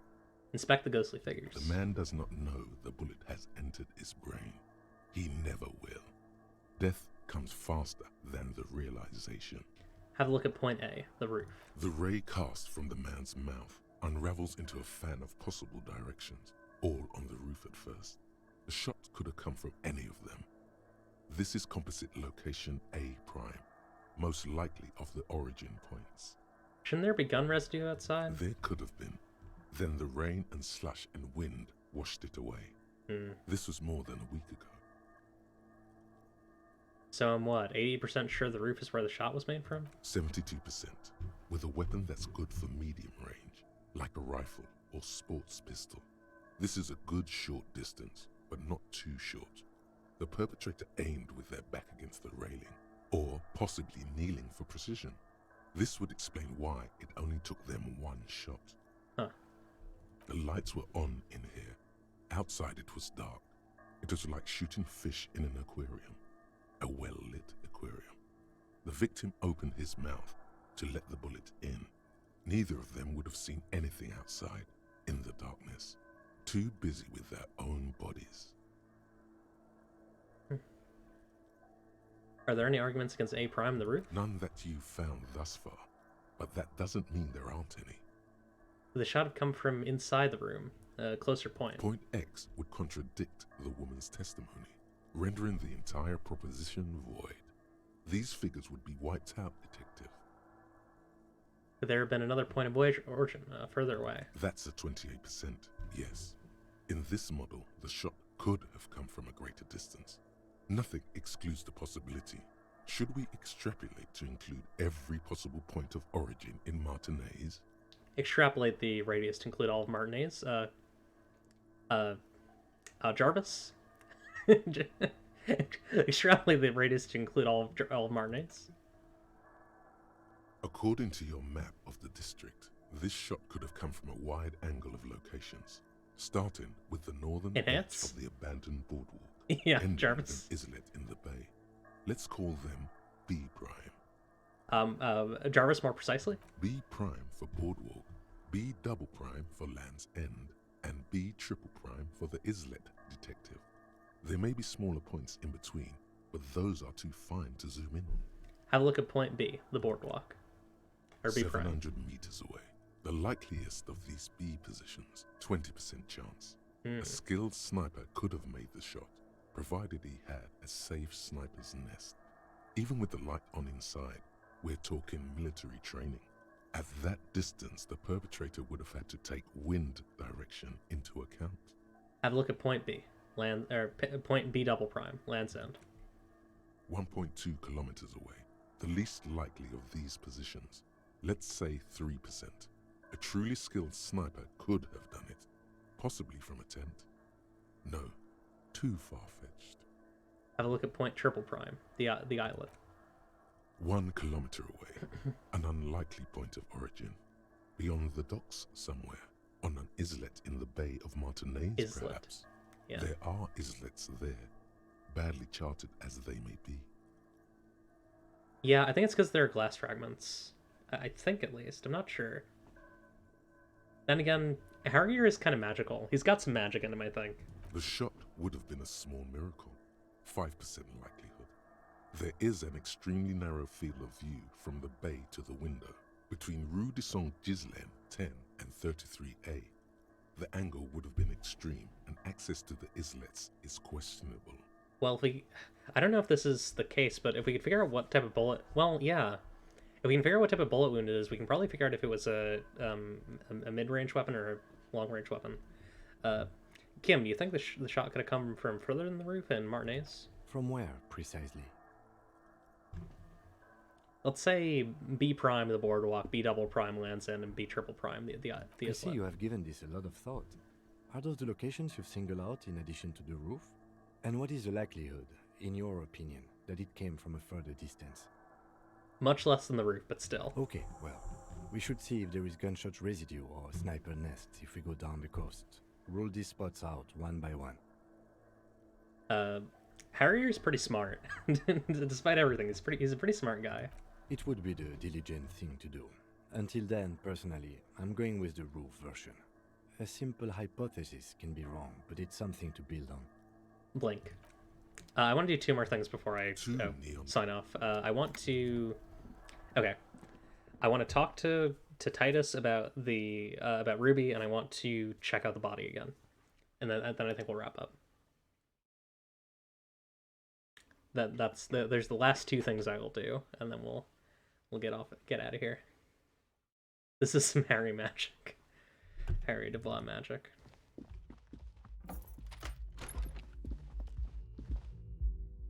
Harrier Dubois magic in the air. What you trying to do?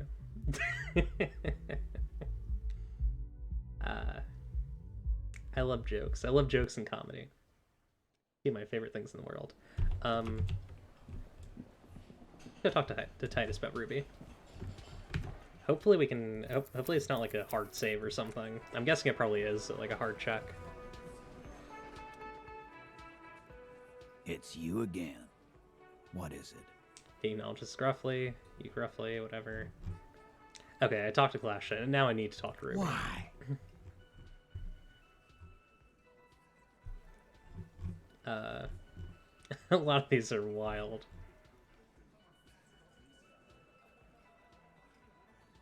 A civil war is brewing, and the only way to prevent it is to solve the murder. That means talking to Ruby.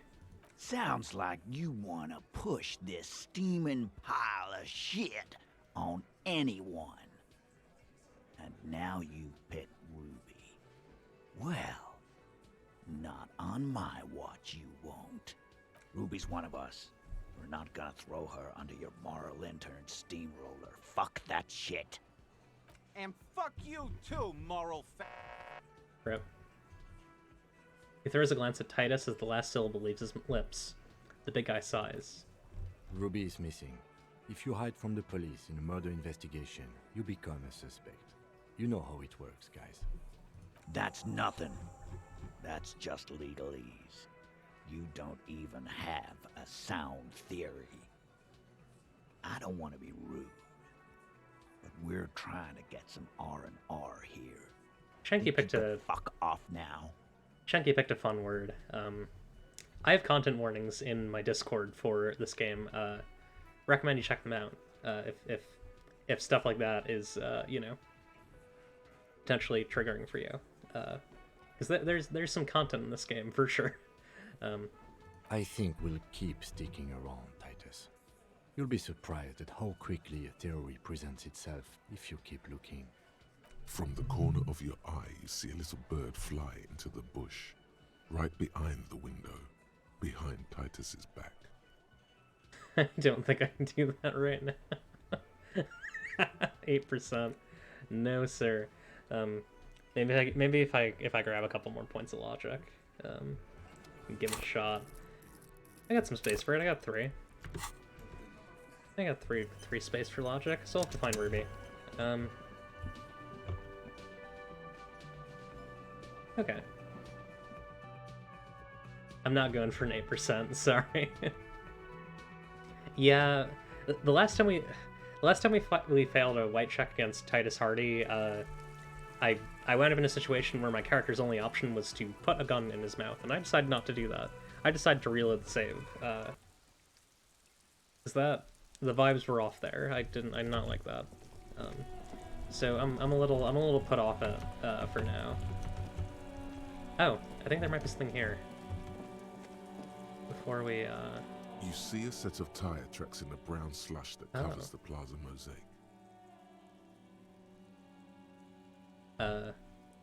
Why am I looking at this? Cop habit. You look at everything. True. Yeah, that's true. Authority checks we fail are bad. This isn't case related, you think? What kind of vehicle drove through here? Hard to say. We can reconstruct the movement. Oh, yeah, it's mine. Well, rip. No. Yeah, I failed. These tracks are not interesting at all. Let the street sweeper just sweep them away. I'd like to get more visual calculus, just so I can look at some of this stuff a bit more. Let's put our good glasses back on. Our Insulindian guy glasses. Insulindian sea monster. Da da da da da. Da da da da. Okay. So we have okay perception, and also it probably helps that we actually know what we're looking for now. I don't have anything that'll boost my perception, but I have some stuff that'll make it not be bad. So maybe I do have a, let's see, any perception boosts? I think I might be wearing my only perception boost, actually. That is okay. Yeah, that lowers it. Okay. That's all good and well. Let's, how's this looking? This orange machine is dead still. It has... Still melting. Jeez Louise, taking a while.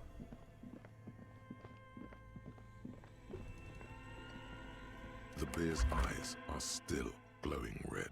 Nice. It's guarding over the freezing corpse hidden inside its belly. Alright, let's... I feel like I could still get that 3% failure, so let's... The bear's eyes are still glowing red. It's guarding over search the the body one more freezing time corpse thoroughly. hidden inside. Your arms reach out and your eyes close, as if by their own volition. It's dark all around. You feel cold, slippery flesh. First with your fingertips. It's right under the palm of your hand. God, plus 17. That's ridiculous. Here we go.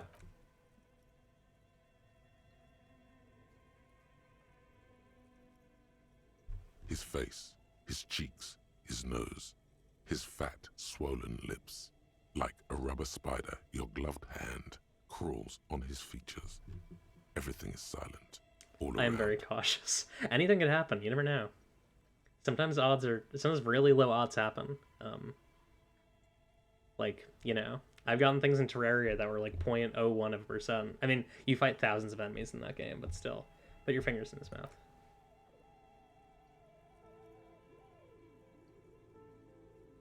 The oral cavity is cold and moist.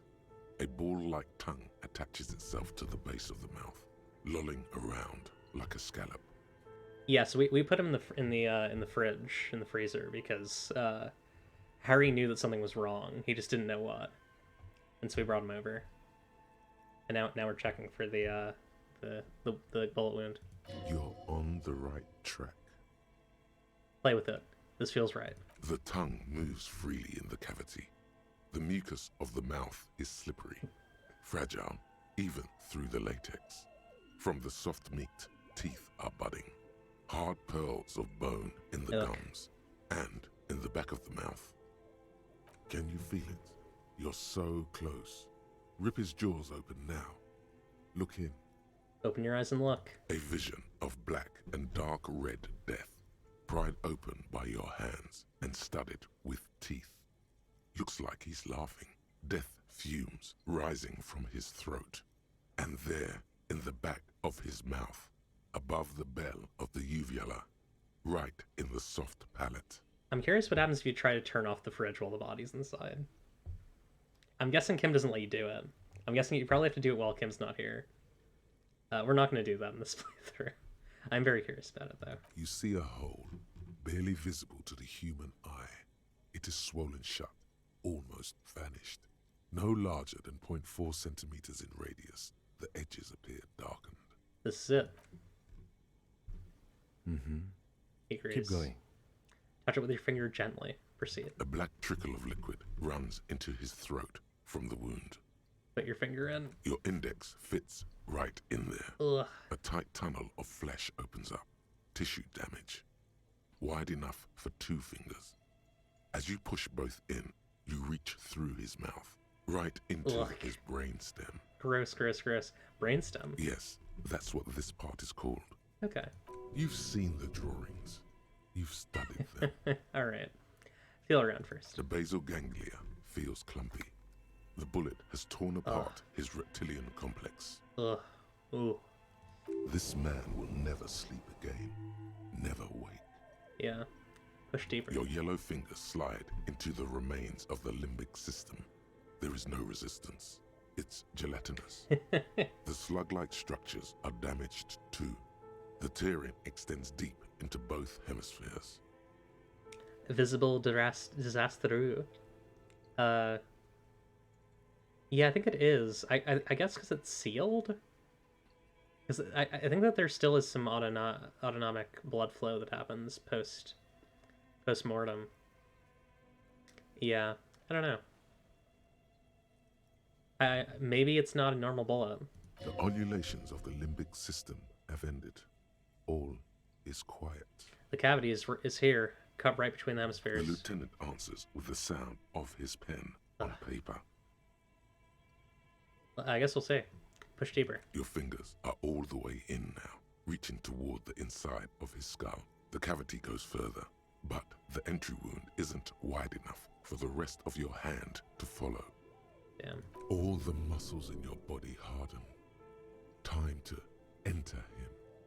Wriggle in. Your fingers reach toward his skull. His cerebral cortex feels like jelly. Cold jelly. Strange fluid streams down your wrist as you push deeper until you feel it on the tip of your finger. Probably no exit wound. Sharp, serrated material. The edges cut right into your skin. This must be the bullet. Come on, give it to me. Interfacing, easy, fish it out. Ah. That sucks. I kind of want to relet that. You push your hand further in. The bullet keeps rolling between your fingers as you beckon it to come out. A little help, Lieutenant? Out comes his small folding knife. Oh, he's the got lieutenant moves its blade across the man's skull, searching for the exit wound. There. Not toward the protrusion. Withdraw your hand 4 centimeters, please. Pull your fingers back and nod. With a crack, he punches the knife in the skull. Ooh. Then Ooh. one more time, and one more, until the bone comes loose, like eggshell. Inside, you feel the jello move from his poking. The bullet is still under your finger. Yeah, I guess the body has been fully autopsied, so I guess there's no issue. Like, getting any information inside of it is probably more important than keeping it intact. Can you push it out? Push. A fractured piece of lead, like a flower, blossoms from the man's head, followed by your finger. A bullet. A non-calibre. Rifled. You may remove your hand from the victim's head now, officer. Well done. Yikes. Big yikes. Here's your prize. Yeah. Oh, ooh. Not great. We got it, though. We need to add an item to the injury list. Injury number 4. Oval entry wound with an abrasion collar. Soft palate, back of mouth. Sorry, he drops the bullet in Evan's bag and puts it in your hand. It feels light. He turns to his notebook. High velocity. Temporary cavity in brain tissue. Small exit wound on the occiput. How does that sound? Correct. Opinion, fatal injury. This concurs with the Hardy Boys story and clashes. And one last thing. We should amend injury number 3, ligament mark. Treatment. It's obvious the Hardy Boys tampered with it. Should have known. I had my doubts. There were no signs of a struggle on his hands. No claw marks on his neck. But still. He nods. I'm glad we waited. I'm glad we didn't... His brow furrows, while his eyes glaze over. The lieutenant looks regretful for not figuring this out before. Maybe the bullet holds more answers. Yes, we should take a closer look at it. I am certain it has more to tell us. I think I need to wash myself. Oh, you really, really do. I am glad to hear you say that. Your room in the Whirling in Rags should come with a bathroom. Be sure to make use of it in the evening. What happens next? We bag the corpse and carry him to the holding pen of my kinema. I can transport him to processing myself, but I will be gone for the rest of the day. He'll be gone. Oh, what should I do in the meantime? Work on the case. Tend to personal matters. Try not to do anything too dangerous. An officer needs backup in a neighborhood like this. I'll leave that choice to you. And one more thing. Great work, detective. He looks you in the eye. After you bag the corpse, Lieutenant Kitsuragi will leave the party until tomorrow morning. You can do side tasks, and even the main case, but it might be more difficult. Plan his exit accordingly. I want Kim to see me do karaoke. I think we'll wait until tomorrow. Maybe tomorrow night. Let's close the door. I know that's kind of a silly thing, but also I think we're gonna do a bit more investigation tomorrow. I guess, am I streaming this tomorrow? No, I'm streaming this on Friday. We'll do more investigation on Friday, so I want him to be there, because he can sometimes do stuff like that, where it's like you fail check and he just goes in and does it for you. That was good. Very professional. Stinky little man. We do have to wash the stink off. Probably do that before our room gets locked up for the night. Because obviously we're not paying for it. Because we have a nice little place down by the bay. Getting myself back up here. Ah, hello. Thank you everyone for watching. We're gonna raid someone. If you want to join the Discord or see any of my social stuff, it's all in the below stream zone. So say hi. I'm usually friendly. I try to be. Yeah, y'all are awesome. Who is streaming? Who do I want to raid? Ooh, Shiny Chariot is streaming Terraria, which I just mentioned. My good friend Shiny Chariot, who is also the Belmont system, who is on It's Up to You Really, and also does a bunch of other cool streaming. And yeah, you can join the Discord through that. Goodbye everyone. Bye.